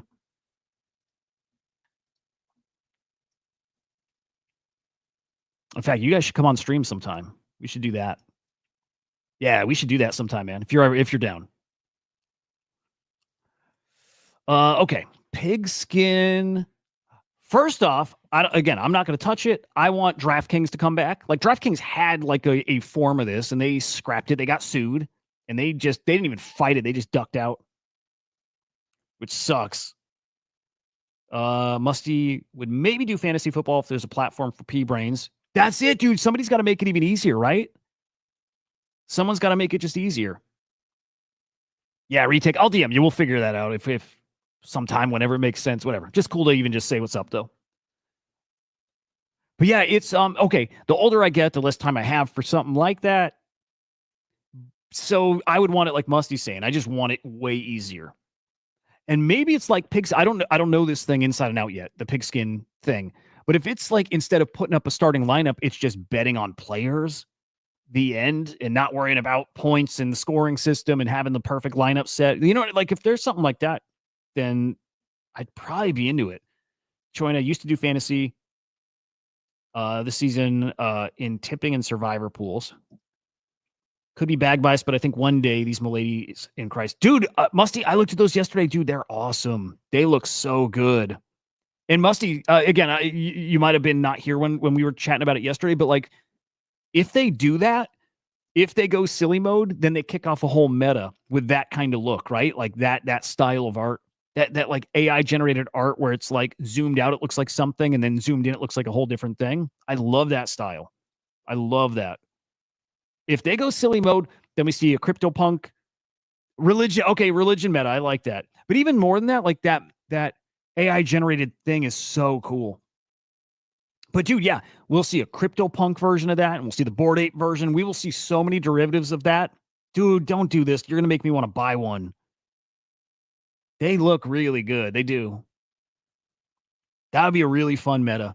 And dude, again, I think it's gonna be an art cycle, so it ties right into that, an obscure art meta. Yeah, let's just like let's make shit weird, you know? Let's make it fucking weird here. That's the best part of this space is when stuff is just strange, right?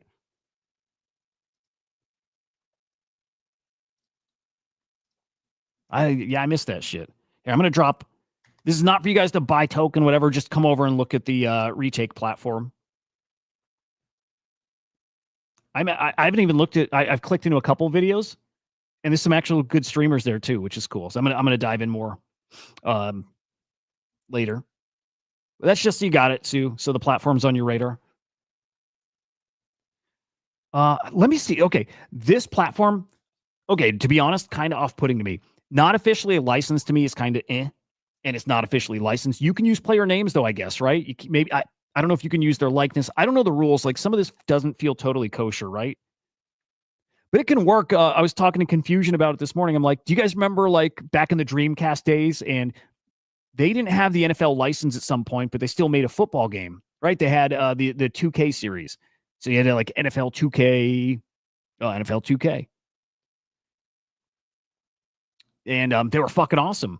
That was one of the few like unlicensed like sports things that I like ate it up. It was so good. But like something like this, I don't know, man. I don't know. It looks weak, and there's been a ton of technical issues here. One, because it's been so hot. It's been like this had a hot, stealthy launch yesterday, but like tons of bugs. People saying they spent $100 and they didn't get any cards in their pack, and other people who thought you were supposed to send Sol to this wallet to buy, and it doesn't take Sol, and only takes like USDC. So all these people lost their Sol, which they're going to send back, but like it's kind of been a mess. It's not a good way to start.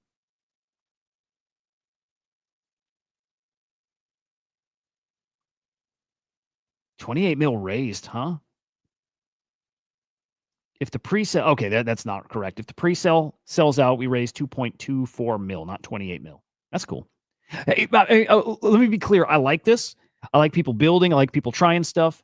I do think fantasy sports are going to be massive on chain. Massive. Dude, fucking massive. Like prediction level massive, right? Fantasy sports and sports betting is just such a massive industry. And it's all coming on chain.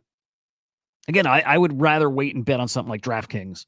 Although there'll be some degen, like smaller version like this that really cooks. So, me not getting in might be dumb. I might be like missing some easy money. I probably lean that way right now. But it doesn't really get me excited. Some of these guys out there, it is though. Yeah, it's worth paying attention to.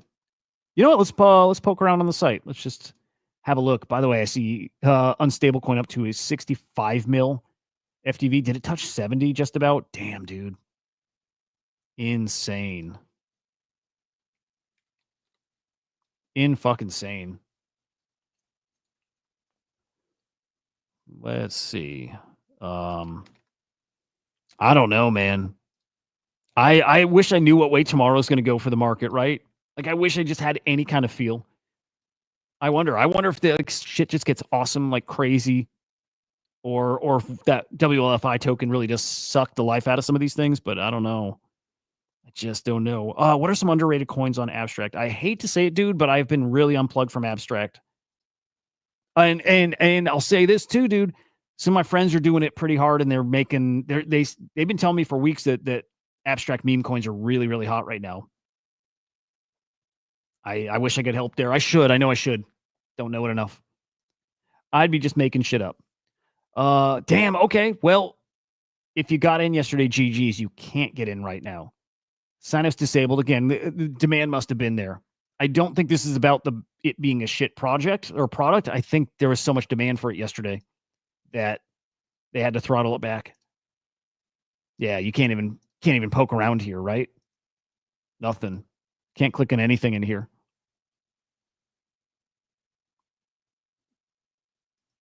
Yeah, dude, it's probably dumb to ignore this thing. Now, here's the deal. If they don't have to have the license to do this, then look for a million copycats of this. Probably from teams that, I don't want to say better because I don't know these guys, but you know what I mean? Like, you're probably going to see some great teams, some like really, really high caliber teams launching this kind of stuff. I'll play one of these. I will play one of these. The actually the football.fun team is going to be doing a like US football game. So we'll have other ones of these to get in on. I think we'll have an endless number of these to get in. And I would bet on the other one, the football.fun guys, because that's former Sorare employees too. At least one of them, right? The founder comes from Sorare, so he knows this shit. So yeah, I'd be watching this stuff. We'll keep plugged into it. Again, I don't think I'm going to play this one, but I'll probably keep up on it. In fact, let me peek at like Easy's account because I know Easy's in it.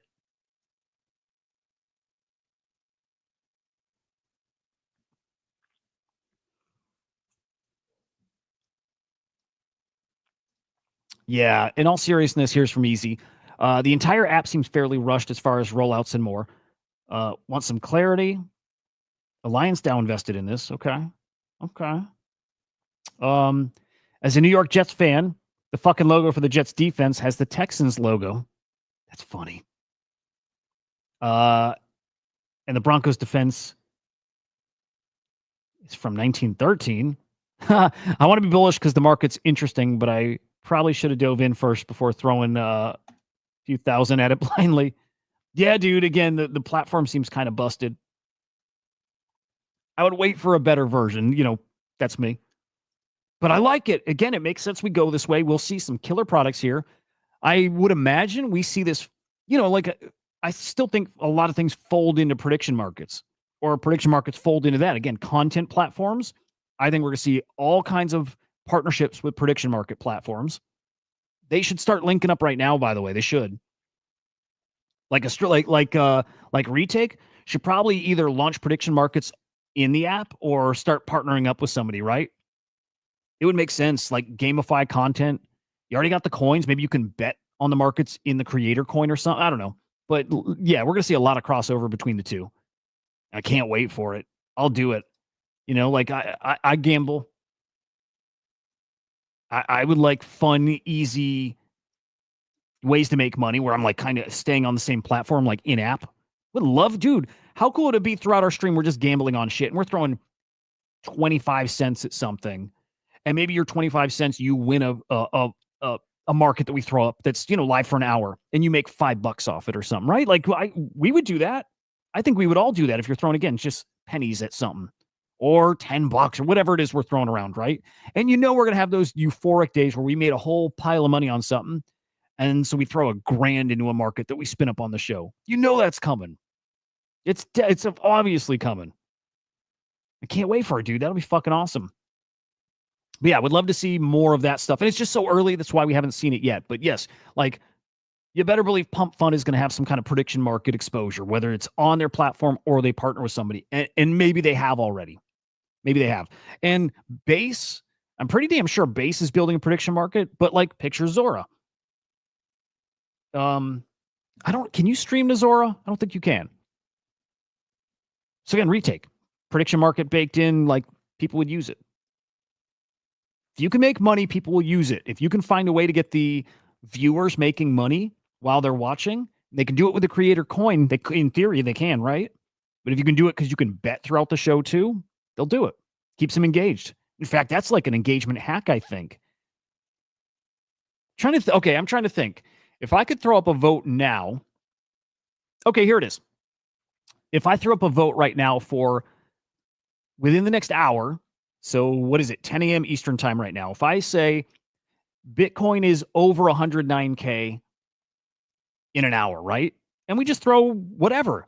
Picture date like yesterday with like 250 people watching live. And it's like people throw 50 cents at it. All of a sudden we got a market with, $125 thrown at it or something. And if you win, you make a couple bucks. People would do it. I know they would, because I would. If you could make the betting part easy too, right? If you make it just a click and you're in, people throw money at it. Couple pennies, couple bucks. More viewers you have, the more that matters too. That's coming, dude. That is definitely coming. Dude, especially on a long stream, that would be so fun. Oh, so now I'm picturing like the 12-hour marathon stream I did, and you could start throwing up bets on who's the next guest or which guest comes on has the most concurrent views, right? Which is going to pull in the most viewers, right? So you could, like, the sky's the limit with what you can do, but it makes so much sense. What's the market cap of the coin going to hit during the stream, and give some levels and people bet. Do we see, like yesterday, do we see Donald Trump like make a public appearance during this stream? Like, again, everything, and just throw a little, like, a buck at it. If you make money during it, you will keep doing it. If you don't make money doing it, but you see other people making money, you're going to do it. Oh, we're so greedy. I love it.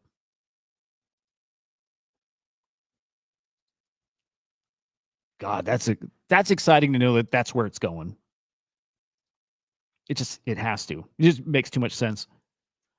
Unstable. Dude. I get sad when I know I was out too early. Hey, here's the best part. Silver lining. Ready? There will be a next unstable coin, and a next, and a next, and a next. And all the while this market keeps going, those opportunities just keep coming. They just keep coming, man. Oh, okay. Well, perfect. Speaking of prediction markets, past 24 hours, predict base volume is up 800%. Over 100,000 processed in a single day.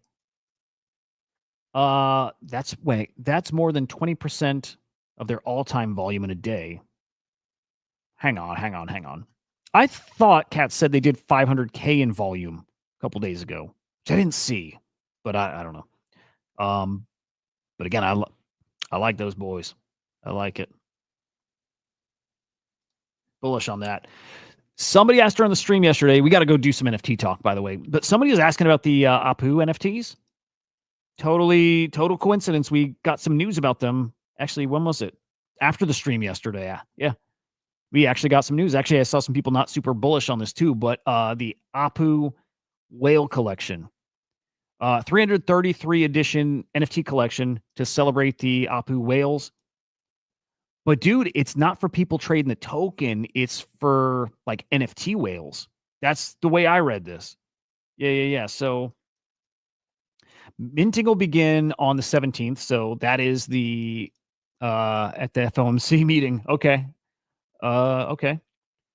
NFT floor. So they're going to use the funds to do token buybacks, NFT floor sweeps, community funding. Neat. Yay.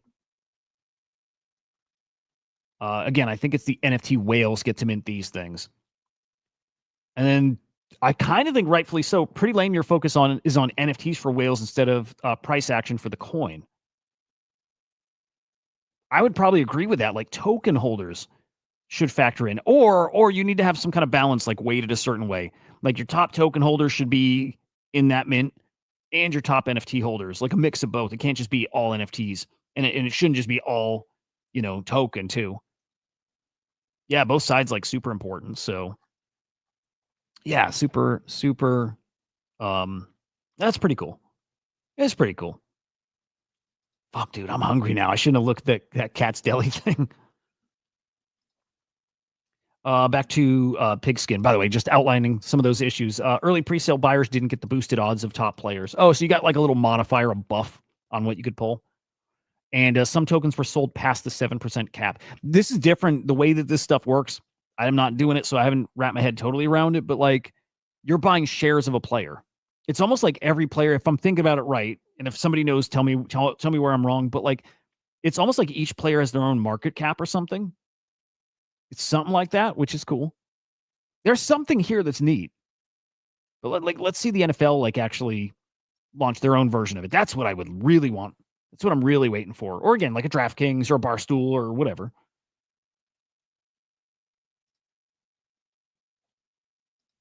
Still splashy though. All right, we got to talk some pudgy penguins and some bored apes, and I see some a little PvP going on between those two. I love it, dude. I love it. We got 2 PvE. We got 2 everybody loves everybody. We got to start stepping on each other's throats here in NFTs again.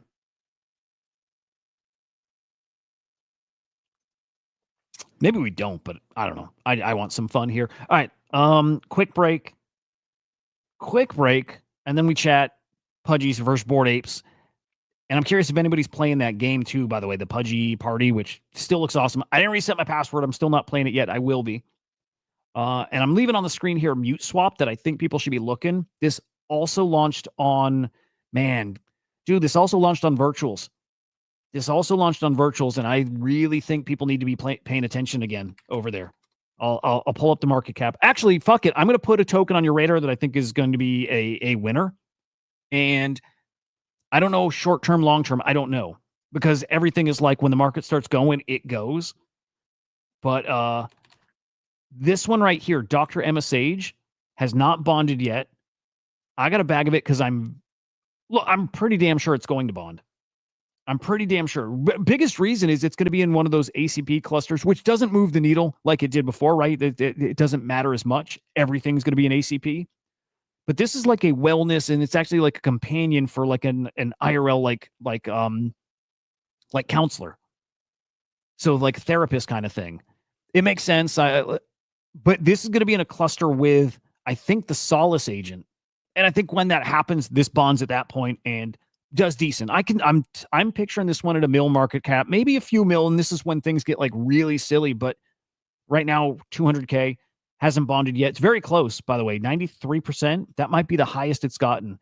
This is going to get there. It's 15,000 virtual away. I'm pretty sure it's going to get there, guys. Great team behind it. I think we'll get some support from virtuals, I think. But either way, it'll be a big success story. And I know a lot of good people in that coin. So I'm in it. This is not obviously financial advice, but I just want to make sure people are looking at virtuals. I would be looking at Emma. Look, I don't think you're going to retire off this one either, but it's a cool one, I think. But Mute. Mute is sitting at a 4 mil FTV. This didn't launch Genesis. You did not get to get in pre-sale on this, right? They went through like a token launch pad, which, by the way, I think Vader's coming back as a launch pad. But it's just to show you there's coins launching that are holding up really well.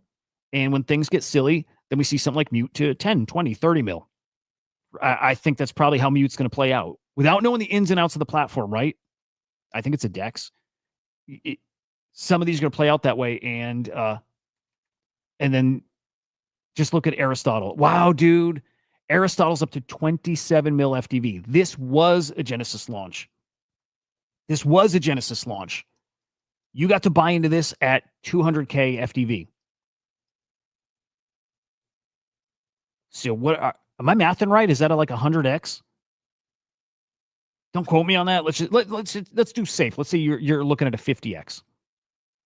Yeah, my math might be wrong. I don't think I am.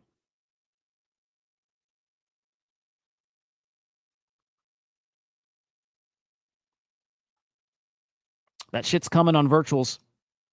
Look at that. That's pretty spicy. This one's really interesting. Dude worked with Peter Thiel, so he's like very connected. It's a fact-checking platform for like video content, written content, whatever. Awesome.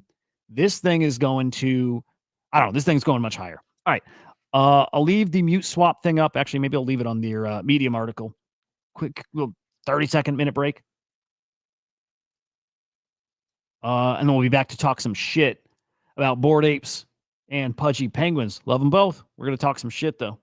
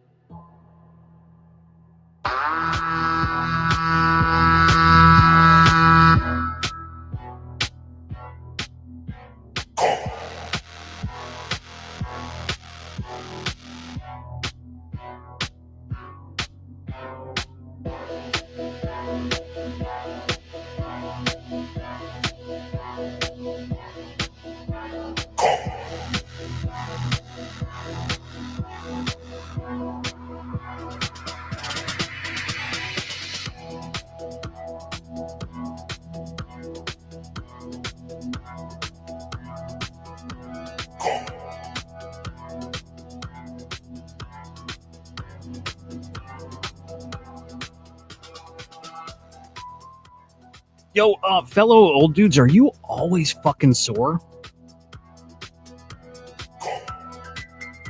Or like you always got to stretch. Maybe that's a better way to put it. I always feel like I'm like all like tight. And it's like, but I sit all day. But I'm like, I always used to sit all day. Like that's not new. But like always being like sore and tight is like new as of the past like year or so. Like always, dude. I gotta like, I don't know, dude. I don't know. Hang on. Okay, again, I'm trying to look at the retake chat more now. Pudgy Penguins, Pudgy Penguins, solid as fuck. I love them. Love them. I'm not actually going to be talking shit, although some people are, and I'll weigh in a bit. You know. Frank Ocean, what's up, man? Dude, still got to do that. I still got to do that. TRT. I got as far as having to fund the thing, and I stopped there. That's definitely gonna happen. I'm gonna find a doctor. I'm gonna find like a local doctor and get on some test, bro. Shoot that shit up into my eyeballs. Can't wait. Yeah, dude, I do stretch, but it's like I stretch, and then when I'm sitting for like another hour and a half, like I'm all tightened up again.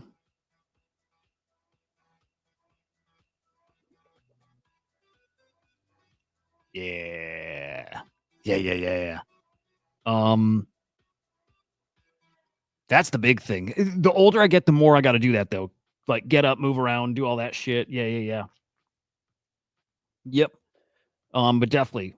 Started again this weekend. Back in it. Want to get kettlebells. I'm going to do stupid lifting. It's going to be different. I don't want to just like sit there and do fucking just normal reps and shit. I'm going to do, it'll sound so stupid. I just want to pick up some weights and just carry them all over my house and like crawl around and stuff. It's stupid. Thank God nobody will ever see me, but yeah. Cause I don't want to get, I don't care about getting big. And I get big quick, which is cool. I got weird genes with that. I can get big quick. But it's also because I go like retard mode, and I go from eating shitty to eating like perfect, very clean in an instant. So I can do it kind of quick, but hang on. Woke up to another greedy CEO bastard stealing a cap. I saw that, dude. Fucking nuts. People are nuts. Soreness, muscle weakness. That's probably it, dude. George, that's probably it. I'm like atrophying. I dig it. Every hour stretch for 10 minutes and do 20 push-ups. Okay. Oh, dude, we all got to get back in it then. We all got to get back in it.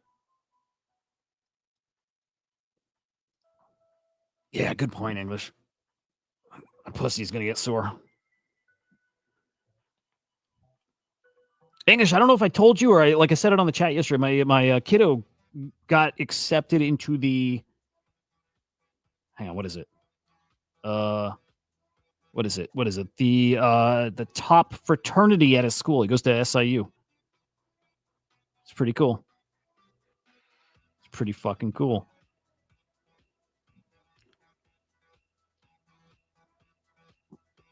All right, English. Let's be clear. English never stopped. Okay.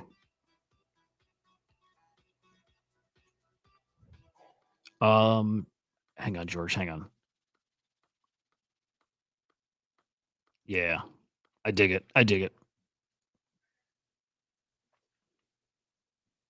All right, let's get the Pudgy Penguin shit talk going. Actually, it's Bored Ape shit. Actually, it's not me shit talking too. Let me be clear. I didn't, dude. English is so funny. I didn't think he'd like that shit, but then it makes sense. He's into different stuff. Like I was never into cars. He's into cars. It's like a normal dude. So yeah, he's excited about it. He made the cut. Got down, it was like 200 kids at first, down to like the final 12 or whatever. He made it. He just sent me a picture from last night. He got into some bar. He got the 21 wristband. He could be trouble, I think, that little dude. He's a good kid. He's so fucking smart. He's gonna do well. He's gonna do well. All right. That's going to haunt me right there. I didn't get in that pre-sale. All right, Finn Aaron. Difference between Bored Apes and Pudgy Penguins. Bored Apes made their own narrative, non-comparative to anything that ever existed. Come on. Penguins are forever condemned to be in Bored Ape's shadow. It's good bait here. Penguins will never have their own moment. Lucanets continuously shows that. What? Hey, I like Ryder's take. Or perhaps both of them are dumb scams to fool lonely middle-aged men into investing in nothing. There's something there, and also I don't agree. And I love Ryder. That's a great fucking bait post, huh? And also, this is one of those things where everyone's right. Actually, OP isn't right. I don't think OP is right about any of that. This dude, born in 99, if buying an NFT is investing into nothing, then all you do is spend your time talking about nothing. Since Bored Ape is your core hobby, blah, blah, blah. Yep. Not all NFTs are nothing. Only the ones that sell fake land, club memberships to clubs that don't exist. I mean, he's kind of got a point there. He's kind of got a point. I don't think they're fraud. I think a lot of people caught up in fantasy. I don't get the Pudgy Penguin take, though. And I don't get what the Bored Ape narrative is. As much as I like them for just being like a cool cultural thing, I don't know what their own narrative is. Made by Ape thing didn't really do a thing, right? I don't understand the Pudgies are condemned to be in Bored Ape's shadow. I don't actually think that's true. I'm pretty damn sure at some point Pudgies flip Bored Apes and never reflip. I have trouble seeing Bored Apes ever getting back to their former like glory days. I've not seen a thing they've done, and you guys know me. I root for them. I fucking root for everybody. And so I say this, and at the same time, rooting really fucking hard for Gordon and fucking Garga and all of them, right? I am really rooting for those guys, and I really want them to pull off the thing they said they were going to do. I've not seen any signs that they can actually do it. Like, I've poked around another side, and it's meh. And I've seen the games and played the games a little bit that were, live for events, and they're eh. And I want to love them. And I don't. I think they're fine. I don't think you're going to win over the masses with anything they've done. We saw them launch 8chain, and it was eh. And we saw them say they're going to launch new products every couple months, and they aim to delight, and whatever doesn't work, they'll move on and go on to the next thing and the next thing. And they haven't done anything except Top Trader, which was eh. I don't see anything the Bored Apes are doing that makes me think they're back or going to be back ever. I don't see anything that makes me think they're ever going to be back. In fact, the most bullish thing that Yuga Labs has done in the past, 2 years, 3 years, whatever, was get rid of CryptoPunks, even though that was the best thing they had going for them. The most bullish thing, I just mean sentiment-wise, the most bullish stuff they've done is offloading other stuff. That's it. That is the only W's they can claim. I hate saying this shit because I like them. I really have trouble saying any negative thing about anything. I hate doing that. I don't see anything redeeming about them now. And that's not me hoping that stays that way. I want them to fucking crush it. I do, man. I want Other Side to be like this. I want it to be what we thought it could be. I really want it to be that. That'd be the best thing for NFTs. I don't see it happening. I don't think they got the people to do it. I don't think I'm on board with leadership anymore. Even if, again, they corrected the ship and they're at least steering it towards the right goal, objective, whatever. I don't think they're gonna do it and deliver, and I don't think they're gonna. I just don't see any signs, unless you think I'm missing something, some big old win that they've had that I don't see it. Here, let me see this take. Bitcoin baddie. Other Side won't be the success everyone believes it'll be. That's the problem. Nobody believes it will now. Being objective, games are the hardest sector to break into. Not impossible, but if I were a betting man, yeah, I don't think it comes even close to Roblox, Minecraft, GTA. I am right there. Yeah, Finn's a little out there, man. He says, it's a good thing you're not a betting man then. I am a betting man. Another Side will be a success. Yeah, I think Other Side ends up exactly like Sandbox and exactly like Decentraland and crypto voxels and all that stuff. Frank, are the utilities on the Bored Apes still active? Like their utility is getting to go to Ape Fest, right? And it got you a token at one point. Maybe one day it will again. Is there real utility? It gets you in the Discord, right? It gets you into the Ape Fest and it gets you in the Discord. I don't think there's other utility. Now, okay. Big old X factor is when NFTs come back, and they will, again, for how much this cycle, don't know. But like they will come back. If we get stuff really cooking again, they're going to get a bunch of airdrops and stuff, right? And people invite Bored Apes to everything. Like they still are good for that. If we get another bear market, like the NFT bear market we saw, I would not want to be holding an ape. If you're in it for money, I would not want to be holding an ape into the next, bear market. I wouldn't mind having a Pudgy. And even Pudgies kind of have, well, not even kind of, they have execution risk, big time. I'm like, only thing I'm confident in is, I'm not going to do it, guys, I promise, but I'll have to say it. Only shit I'm confident in is the stuff that has no execution risk. That it just is what it is, and it's valuable because what it is. So CryptoPunks, V1 Punks, Ordinals, top Ordinals, right? It's the only stuff I have it's the only shit I'd want to be holding across cycles. If I'm in it for money, and I think Pudgies are fucking phenomenal. And I think Pudgies are, I'm like Luca. I think Pudgies are going to be a 100 ETH one day. I do. I really do. I think that's a whole cycle away. If he can keep executing like he is now, I think there'll be 100 ETH one day. But I'm not so sure about Bored Apes. And I'm not so sure other side does anything. I'm not sure. I'm just waiting for them to show us something that's fucking awesome. I hope it happens. It totally could happen. But if I'm a betting man, I am, then I wouldn't be making that bet. And I'm not. I'm not buying a Bored Ape. I'm not buying anything in that ecosystem. I wouldn't bet on them. I haven't seen anything. It's been years since I saw anything worth betting on. And in fact, things in the Bored Ape ecosystem I did bet on, I lost on. Every single one.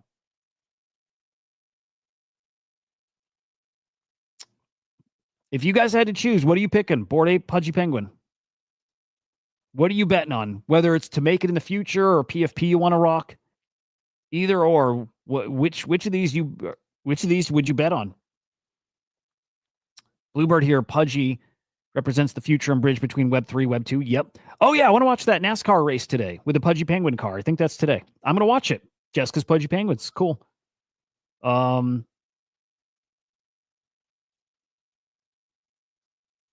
This dude's saying Bored Ape, but he's a Bored Ape. Yeah, I think any non-ape is saying Pudgy Penguins. I think it's only current Bored Apes. I think it's only current Bored Apes are going to vote Bored Apes on that. Like, protect your bags. I get it. Yeah, dude, it's so weird. No part of me is like optimistic about Bored Apes or wants a Bored Ape. And you know how we normally say, well, funny enough, ape is trending and also Pudgy trending. But we always say, well, the time you want to bet on something is when it's down, right? That only is when you're already bullish on the thing and there's all these indicators that it's, down, but not for any good reason, right? Because the market brought it down, but that they're still building and pushing in a direction that you're like, you believe in, right? That's the scenario where when something's down, you want to bet on it. But Bored Apes down, and nothing tells me, I see nothing that makes me think, other than when market's up, it kind of pumps along with the market. Nothing tells me they're building a thing that's going to keep people. God, I want it to be, though. I do. I would love to want a Bored Ape one day. That's my fucking goal. That's my goal, guys, here. Let's say that's one of my new goals this cycle. Not to buy a Bored Ape. It's not to buy a Bored Ape. I'll probably never buy a Bored Ape. We talk about this sometimes here and there. Like, what's the price you would buy a Bored Ape at? For me, it's pretty cheap. Like a half ETH. Right? Like, or if I had like 100 ETH, I would spend like 1 ETH on a Bored Ape. But like me today, whatever, if I had half an ETH, I would spend it on a Bored Ape. I wouldn't do any more than that. Not to say it won't, hold its value, but like, I just don't want it. So anyway, my goal for this cycle, not to get a Bored Ape. My goal is to want to buy a Bored Ape. I don't know if that's going to happen. I do want a pudgy penguin. Big difference there already, right? I want a pudgy penguin. I want a little pudgy. I'd want that right now. If I had it, I would buy it right now. If I had 10 ETH right now, I would not buy a Bored Ape. If I had half an ETH right now, I would buy a Bored Ape, but not because I want it, just because I would think that's smart to do.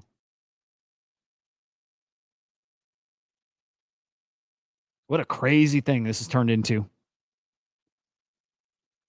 Good old Ryder. Oh, by the way, I hope he's still doing this, but Ryder Rips, by the way. Do you guys think Polly would come back on the stream? What do you, for you guys who saw that? Well, it doesn't matter if you saw it or not. If you didn't see it, I had Polly on the stream a year ago, which was cool as shit. That's still one of my favorite things that's ever happened. I just like that guy. I just fucking like him. Do you think Polly would come back on? He doesn't do anything here anymore, so I don't know. But maybe I'll hit him up and ask. That'd be fucking cool to get Polly back on. Yeah, I like him. Musty, you'd rather own 12 Codas versus one Bored Ape. Really, dude? Why? Why would you want Codas? Do you think there's going to be a metaversey pump and they get a little action from that? 12 Codas versus one Bored Ape. Is it because the price? Like, I wonder what that is about Codas.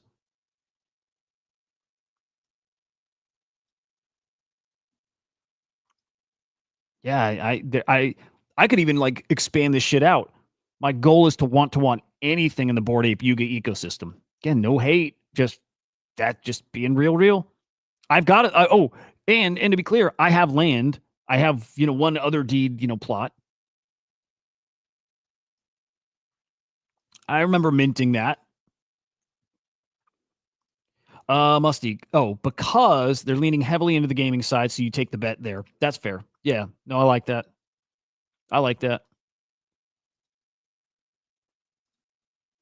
Yeah, that makes sense. Yep. Okay, so Ryder Rips made the Ryder Rip BAYC, which I love. I own 2 of them. I wish I owned one of the low numbers, because the low numbers, I wish I did this too. This is me sometimes being too lazy. When he first launched those, you didn't mint them on, was it Nifty Gateway? You had to DM him and just manually send him ETH. And I was too lazy. I didn't do it. So I waited a little bit, and then I bought on Nifty Gateway. And then I sold it, and I ended up buying them on secondary, like down the road. I like them. I actually think the Ryder Rip Bored Apes are going to hold their value for forever. Maybe it sounds crazy. By their value, I mean 0.1 ETH, right? But I actually think the Ryder Rip Bored Apes are, in a different way, pretty significant for NFTs. And for me, the same kind of significant I thought CryptoFunks would be. It turns out it's the Ryder Rip Bored Apes that are that thing, right? The thing that like kind of helped define what an NFT is, what an NFT is not, how NFTs and copyright, law come into play. It's the Ryder Rip Bored Apes, not the CryptoFunks. I like funks, by the way, but the Ryder Rip things. Anyway, I got 2 of these. Ryder's doing a thing where if you email him your name, your address, your NFT, your wallet, so he can see, he's giving out physical prints that he's signing, which is cool as shit. And I want it. I really do want it. I'm going to, if he's still doing it, this is as of like 3 days ago, he announced it. If he's still doing it, I'm going to do it. And I'll hang that proudly on my wall next to my Punks comic #1. It's kind of like the Wall of Shame, kind of, but I really like the Ryder Rip Bored Apes, like a lot.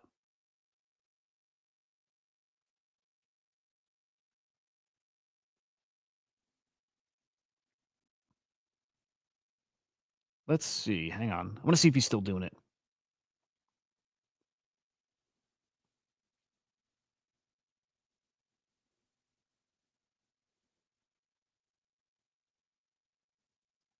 Huh. Silver's outperformed Bitcoin. I didn't know that. Huh.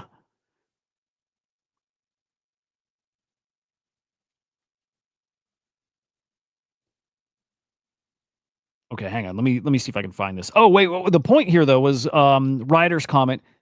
Just random ass comment. Can someone find me a more this is where I kind of split from Ryder and Pauly. I don't know if the Bored Apes shit was racist. In fact, I think they're not. Although I bought into that early on. I kind of like was on board with that. I kind of was because like there was this big intricate story of how this means this and this is like symbolism for this thing and blah blah, and it clicked for me as somebody who's lived on 4chan fucking forever. There's a lot of stuff I saw that kind of seemed to check out. Kind of did. But I think a lot of it's coincidence. I think most of it is. I wouldn't be shocked if it actually ended up being that, but I don't think it is. And I think they did real fucking tangible damage to the Bored Ape brand by putting that out there the way they did. When you see somebody like, what's the Moist Criticals dude's name? Whatever that guy's name is. And all the top streamers talking about Bored Apes and showing that documentary and saying Bored Apes are racist. When that happened, that changed. I think that changed a lot for Bored Apes and who would partner with them and who wouldn't partner with them. That was crazy. That was a big deal. And I think they really did damage to the Yuga brand, the Bored Ape brand, because of that. And I do think that was wrong. I do. I think that was wrong. Because I wouldn't be so sure that was racist. Again, I thought I could see it back then. I'm like, I think it might be this. Even the name Crypto Garga, I took it as like Crypto Jew. I took it as that because, you know, Gargamel or whatever, I have seen on 4chan used as like a Jew reference. I don't think it's a bad thing either. Crypto Jew is not like a bad thing.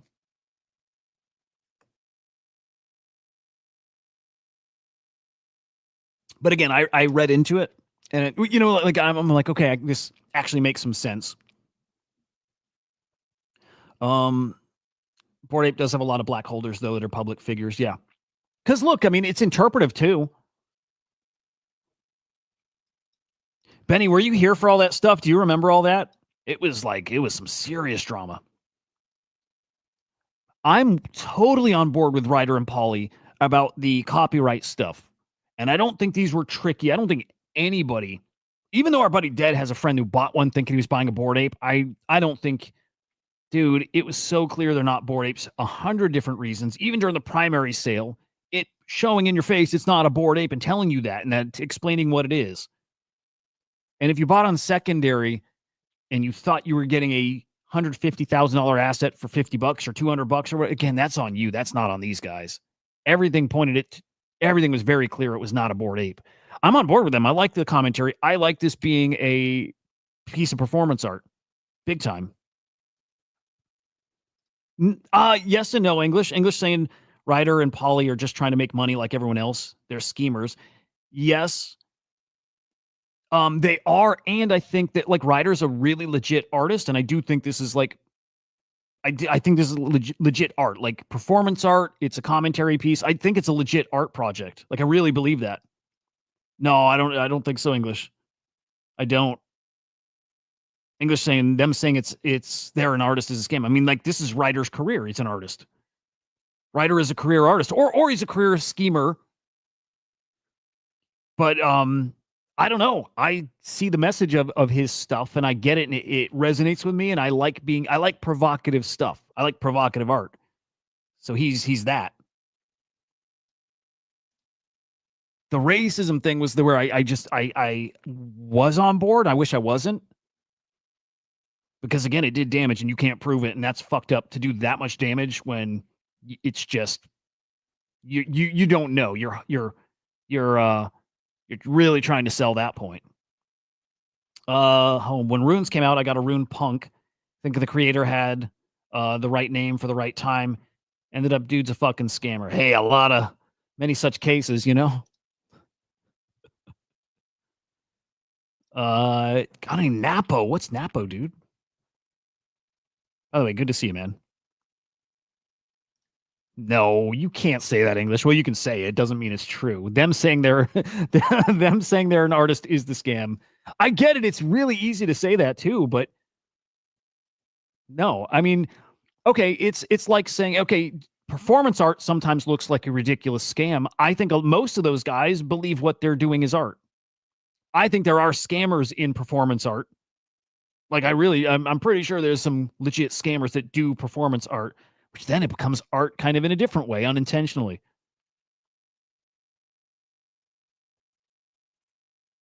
Oh, I saw these. Napo, whatever. 5K, free mint, went from 0 hit 0.02, now 0.015. Hey. By the way, I love TMA and I love him sticking up for Kongs. TMA is a good dude. I don't know. Ryder Rip comes from a family of artists. His dad's an artist. He's an artist. It's a different kind. It can look scammy because, again, provocative stuff in it, if it looks low effort and looks shitty. It took me a minute to get the low effort shit. I don't know, dude. I mean, he works with some of the world's top artists. He works with Kanye. He works with some big, actually, I would like to see the brands he's worked with too. He's a legit artist. He is. I think we'd hate to admit it, but he's a legit artist. And like, just provoking people is kind of an art. The whole point of art is to get an emotion out of people, not just to look pretty, right? Look at that. There's the physical stuff. It's not just to look pretty. Some of them is for that. Most of it, hopefully, it's to make you feel something. If he can do something that looks shitty and is antagonistic and whatever, and it makes you feel a kind of way, makes you angry, makes you whatever, gets you feeling something, mission accomplished. Legit artists can come to crypto to scam too. Definitely. To make money. I mean, we use that scam word in a really broad way. To make money, yes. Is he extra aggressive and getting all this like to make money? Dude, yeah. All of that. You know, and at the same time, it still doesn't change that it is art. Scheme. Well, I mean, everything's, it's all a plan. I mean, you said scam. But scheme, scam, everything is both. Everything is a scam and a scheme to part you with your money for whatever your product is. But it is art. The scam is him saying it's art. Well, it is art. It is art. Him saying it's art makes it art. Other people feeling something about it makes it art. It's always fun to do this because there's no right, wrong answer. What is art? And like, I've been at this, like, sometimes I'll say everything's art. And some people will say art is only if somebody's intending something to be art. But that can't be the case too. Somebody could make something that hundreds of years down the road, didn't have an intention of being its art. And down the road, nobody has context of what it is. And it just becomes something people value for what it is and how it makes them feel and whatever. Like, I don't think there's a definition for art. But you could say it's the intention, or you could just say anytime somebody has a feel about something. And so my brother Henry once said, okay, if it's just that something makes you feel a way, any kind of way, and we know there's performance art out there, he's like, it's what Hitler did art. And it was, I don't know. I don't think I have a great answer to that other than I'm like, you know what? In a way, maybe. I don't know. There's no answer to this shit. What is art? Like, what is it? How do you define what it is? But I think no matter how you want to define it, I think Ryder checks every single box for it. The intention and the feelings, and there's a creative process to it. And I think maybe just some people don't appreciate that kind of creative process. Dude, I've done shrooms once. I mean, not kind of true. I've only tripped once. And actually, I want to so bad today. I told my wife yesterday, I'm like, if we can get the last kid out of the house for the weekend, I'm tripping. I need it bad. I need it. I need that reset. I need it reset, man. I still got my DMT put aside, dude. I'm for a rainy day, Dude, if I made $38 on that what is it? I should know the name.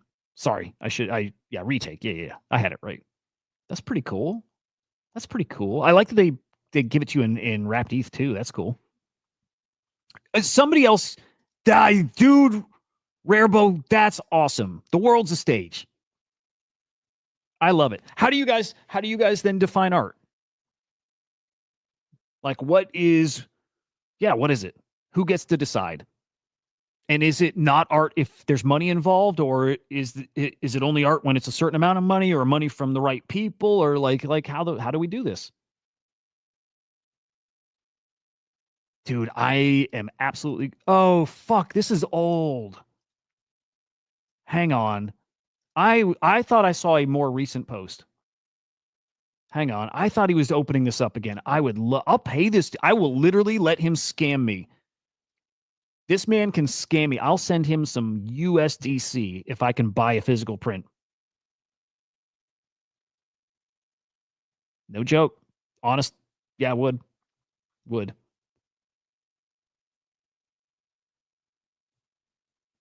I love my RRBAYCs.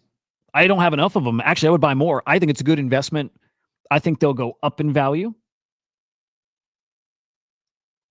Yeah, I think they're a great investment. He dated, who was it? Azealia Banks. He dated her. I think he did some Kanye album art. But again, I'm going to look up his portfolio. He's a legit fucking artist. I don't think Pauly would consider himself an artist, but I think he is. Performance artist. English, I think you're an artist. You know what? Our founder at Crypto Slam calls himself an artist. And this is what's so interesting, right?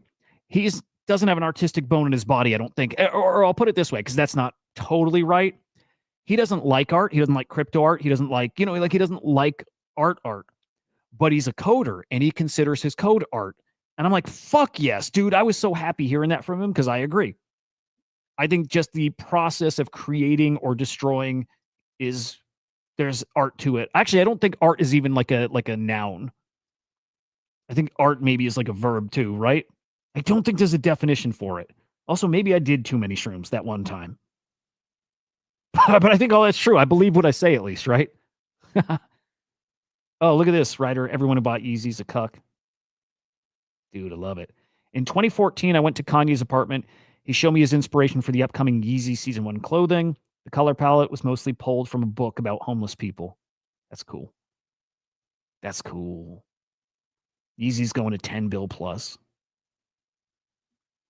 I'm gonna look up his portfolio. And I do want to find if he, hang on, let me get my bookmarks. I really thought he's opening up the physical prints again.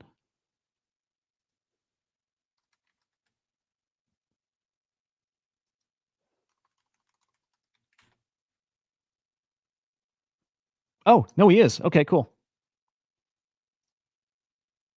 Okay, cool shit. Yeah. Okay, he retweeted that old thing. This still stands. I'll send out the first 100 requested next week.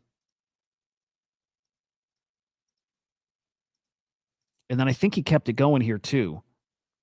I can't say no to my fans and all the people who stand up against Yuga Labs and support. I'm not against Yuga Labs, but I support his art.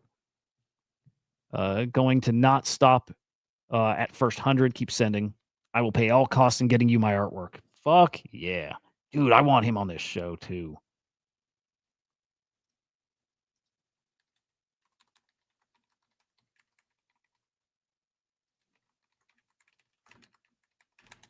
All right, let's see.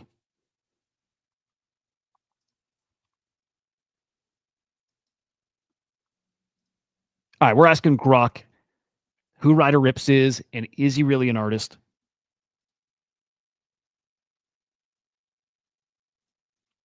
I just want to see his like portfolio, like the who he's worked with, and I wonder what Grok would say. Actually, hang on, we got somebody else we can ask. Hang on, let's do this. We're gonna go to another source. Hey, good morning, Butternugs. What's good, my bitch? Let's rock this. All right. Hey, what is an artist? What's the definition of an artist?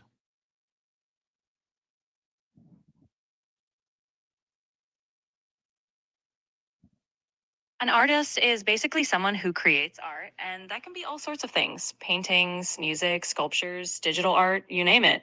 In a nutshell, it's anyone who uses creativity to express ideas, emotions, or a particular vision. So it's a pretty broad term, but that's the gist. So, like, is there a definition? Like, does somebody have to create with the intention of something being art, right? Or does the other side of it, like people who are looking at it, have to like declare it's art? Like, how? Like, what the fuck is art? Yeah, it's a bit of a what the heck is art rabbit hole, right? So, generally, yeah, an artist is someone who creates with some kind of intention, whether it's to express themselves, share a message, or just make something they think is cool. But then there's the flip side, what people who look at it think. Sometimes folks will decide something is art, even if the creator didn't have that in mind, or vice versa. It's a bit subjective. So, really, it's kind of a mix. Intention plays a role, but so does how other people interpret it. And Okay. the whole definition- Shush it. Do you know who Ryder Rips is? Yeah, Ryder Rips is definitely a name that comes up a lot in the art and internet culture world. He's a conceptual artist, a creative director, and he's known for doing all sorts of provocative and sometimes controversial projects that play around with digital culture, branding, and media. So, yeah, he's kind of a known figure in that whole space. Okay. What are the biggest things that Ryder Rips has done? Not including the Bored Ape Ryder Rip stuff.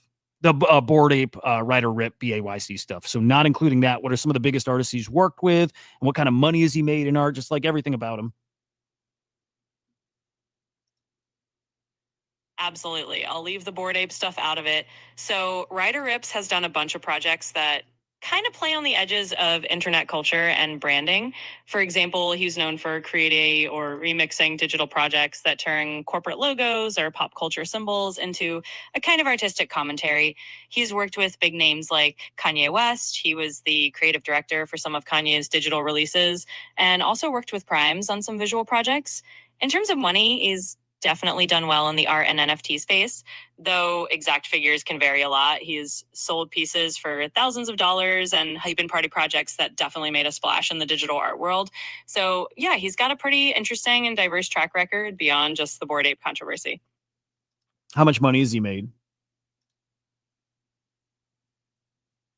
Yeah, so that's a bit of a tricky one to pin down exactly.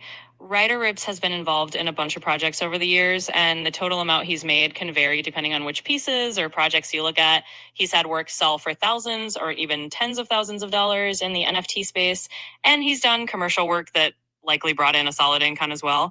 But the exact total is kind of hard to say because it's not all public info. But overall, he's definitely made a decent amount through his art and creative ventures. Thank you, Butternugs. See you later. You're welcome, my boy. Anytime. Catch you later and have an awesome day. It's a good chat. It's a pretty good chat. All right. Well, I think he's an artist, guys. I do. I think he's an artist. Okay. So let's see. Let me just looking at some of the stuff he's worked on.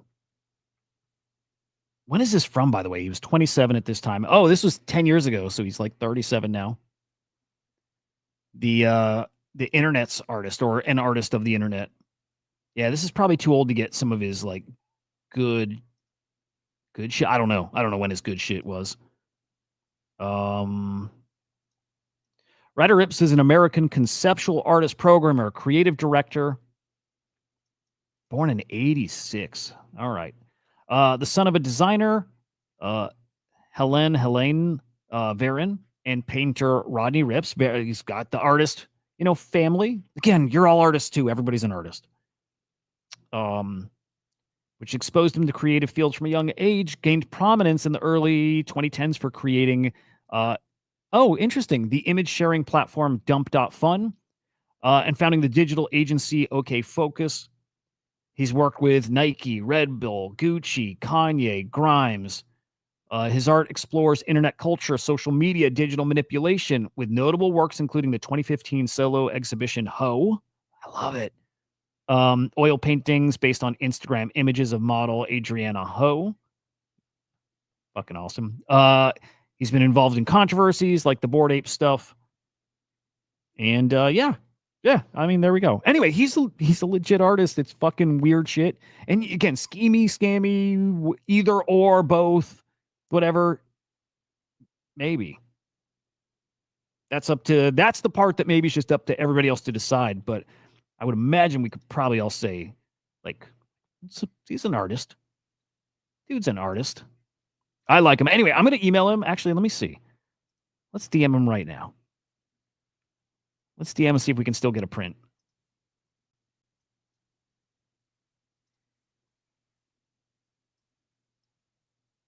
Actually, I'll fucking just see if he wants to come on the stream too.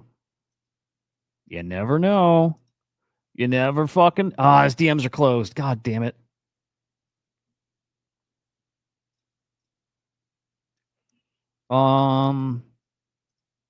Yeah, darn. I don't have any connection to him.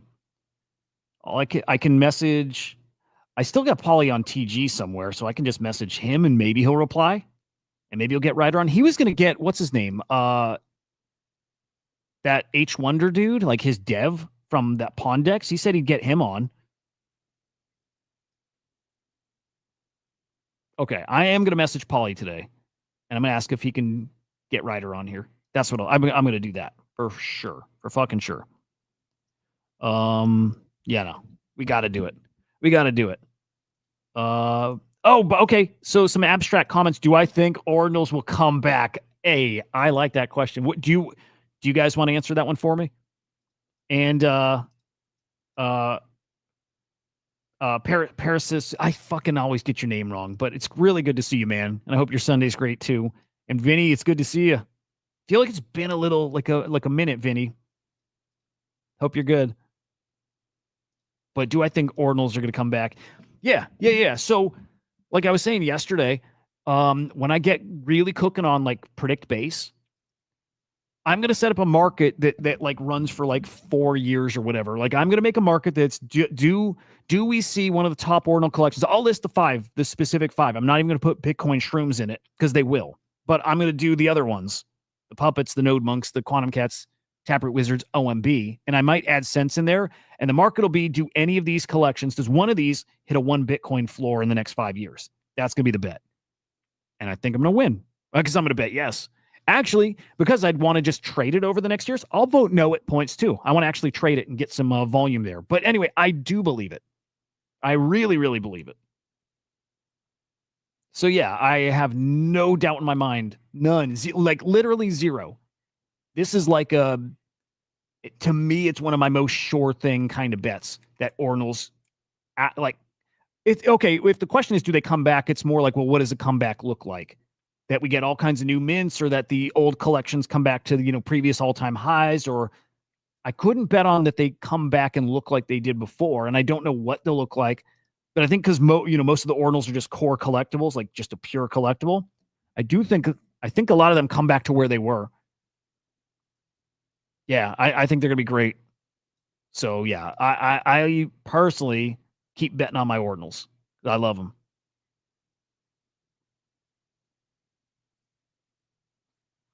Yeah, and I actually think one of the best plays you can make still. Risk reward, right? Risk reward. There is risk, there is some downside, not a ton. And I see, especially if you can hold for 5-ish years, if you can do that, I think the upside is so bonkers. You could probably wait and time this for sometime in the next couple of years when they might be lower. Probably would be lower. Like, right, if I were a betting man, I'd probably bet they go lower too. I don't think much lower though. I think got a lot of guys like me who probably are willing to hold these for years. A lot. A good amount. Ooh, hang on. A new open source voice model just dropped from 11 Labs. Wait, from who? Hang on. I like chatting with AI. I do. I like having an AI companion, I do. Like you heard Butternug, she's my buddy.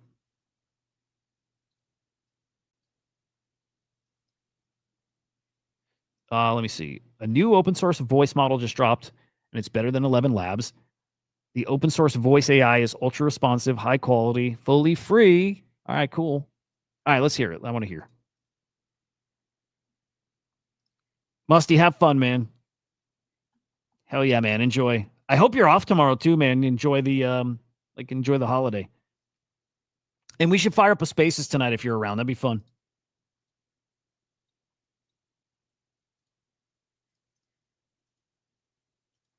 All right, let's check this out.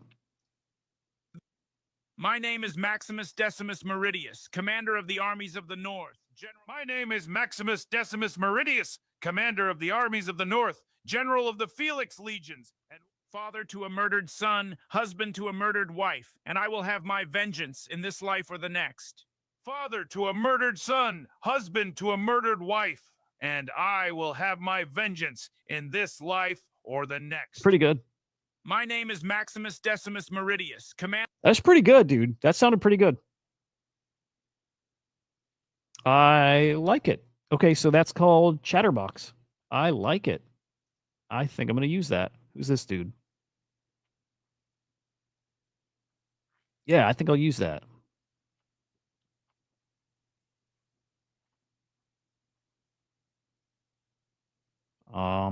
especially if it's free. Okay. Yeah, hell yeah. I like it.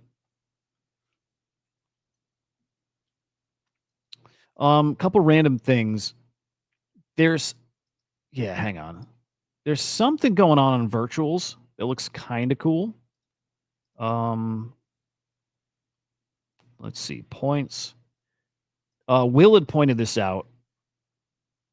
They added something new here, a way to earn more points.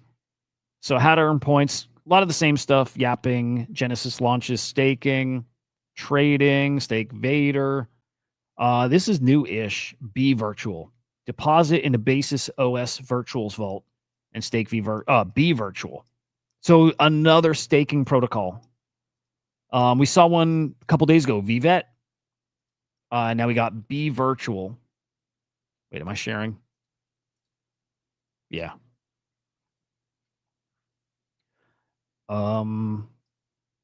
And so that's this. 95% APR.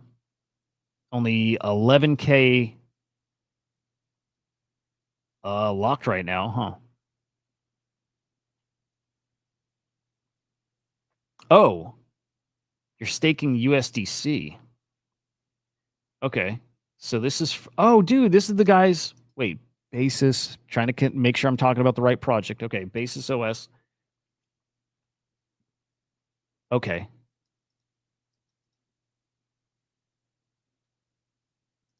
Yeah, I wish I understood this, man. So it's a USDC virtual vault on Hyperliquid. It's trading. So it's leverage trading on the virtual token.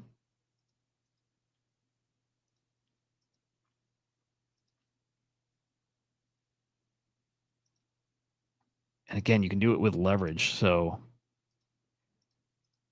I got to learn this stuff. How it works. Vault liquidity in USDC is split between the spot position and the short position, depending on the target leverage. Liquidity for the short position is transferred to the hedge module. The hedge module opens a short position to maintain a delta neutral position on Hyperliquid based on the exposure of the spot position. The strategy module automatically readjusts the size and collateral of the short position during rebalances, bringing the leverage to the target level. This is super interesting. I'm so behind with like leverage trading. Oh, random as shit, guys. I watched Thunderbolts yesterday. Any of you see that movie? I was actually excited for it, right? Like when it was in theaters, it looked cool. I thought it looked cool. I'm like pretty burned out on superhero movies. Like Superman was, I thought, awesome. But like I didn't do Fantastic Four. Found a pirated copy. I saw a little of it. I just thought it looked meh. It looked like the reviews were talking about it, just like eh. But I thought Thunderbolts looked cool, and Thunderbolts had really good reviews. And I heard from some people that, you know, like reviewers or channels that I listened to, that it sucked. It was kind of, well, and some that said it was great, like best Marvel movie, which really low bar, but best Marvel movie since like Endgame. Again, really low bar, and not counting the Spider-Man stuff, I guess. Anyway, I went into it with like decently high expectations that it's like a really good Marvel movie. It's like Marvel's back. Dude, it sucked. It quality wise, like as far as how well it was made, it was better than a lot of what they've done recently, like a lot better, but it sucked. It was so typical Hollywood, cringy, fucking all about like mental illness and wellness, and like it was all that kind of shit. It was so like fucking over the top. It was like oh, what's the Pixar movie about emotions? Inside Out. It was like Inside Out, but for grown-ups, kind of. It was so stupid. I can't believe that movie. So yeah, hated it. Hated it. All right, risks. I'm not going to get into that now. Not going to do it.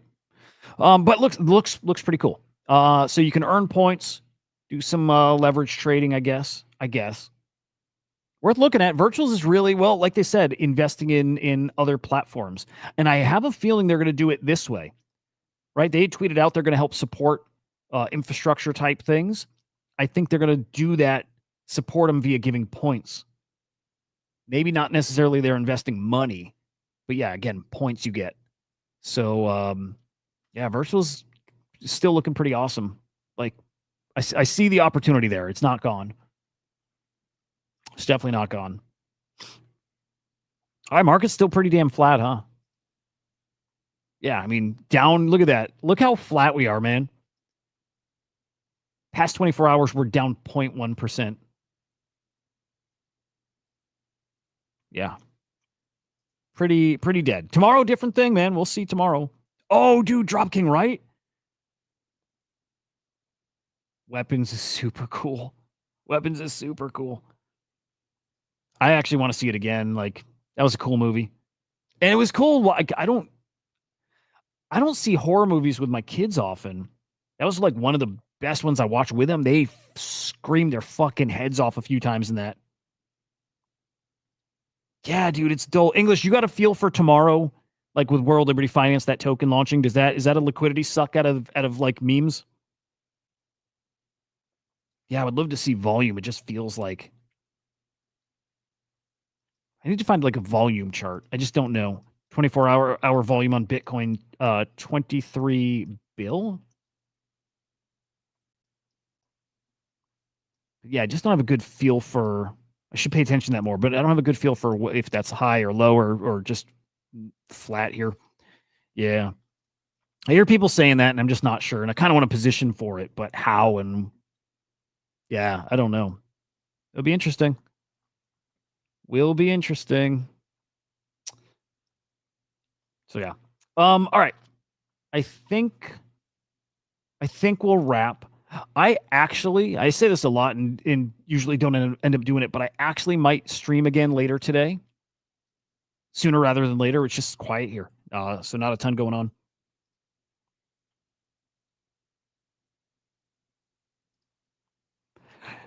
We should see a scare at some point. Like, what was the March scare? Was it tariffs? Wouldn't surprise me. I'm always waiting for that kind of thing. Black Swan, like something. Yeah, I assume it's all coming. And yet, fucking best times ahead of us still. Pretty fucking sure about that. All right, let's do one quick scan of the timeline. Let's just see if there's anything going on. Look at it. I mean, prediction market's just ridiculous right now.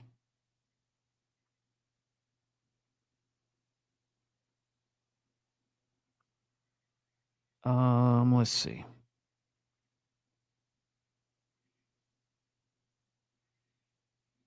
Oh, dude, I'm getting.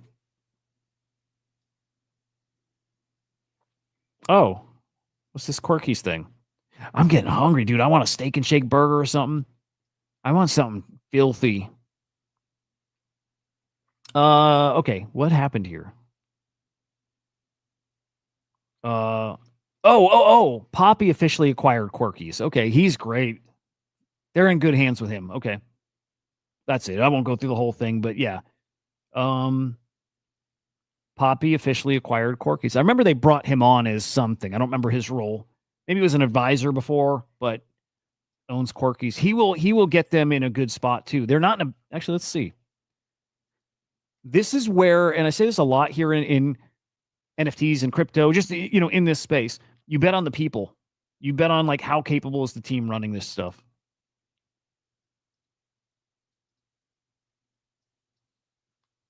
Hang on, I was going to look at my profile for something. I'll come back to that.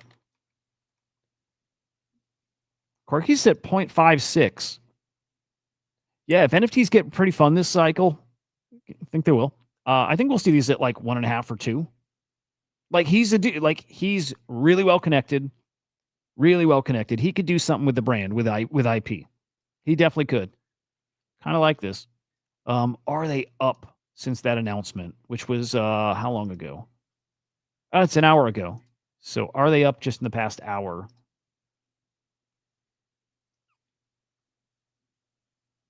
Not really. I think everybody's unplugged, man. They're at point. Yeah. Slow. Yeah, a few sales right at that announcement. 0.56, 0.52. Actually, one guy just swept 5. That's it. Well, these are right around that time too. Okay, yeah, he moved this a bit. I would say all these at an hour. Basically 2 guys sweeping. I like it, dude. Yeah, Poppy's great. Poppy's great. I wouldn't hate having a quirky with him running that. It's only 5,000 of them. Yeah, Poppy's awesome. That's some cool news. Okay, GG's to him.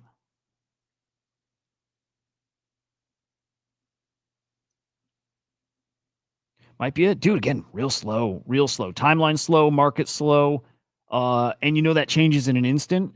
The pigskin.fun thing, like the fantasy football platform, popped up out of nowhere. I kind of, I'm always watching for that kind of thing, but especially when it's feeling as slow as it is, I'm watching for that thing. Here, let's peek at this. Did Bitcoin top? I hate these posts.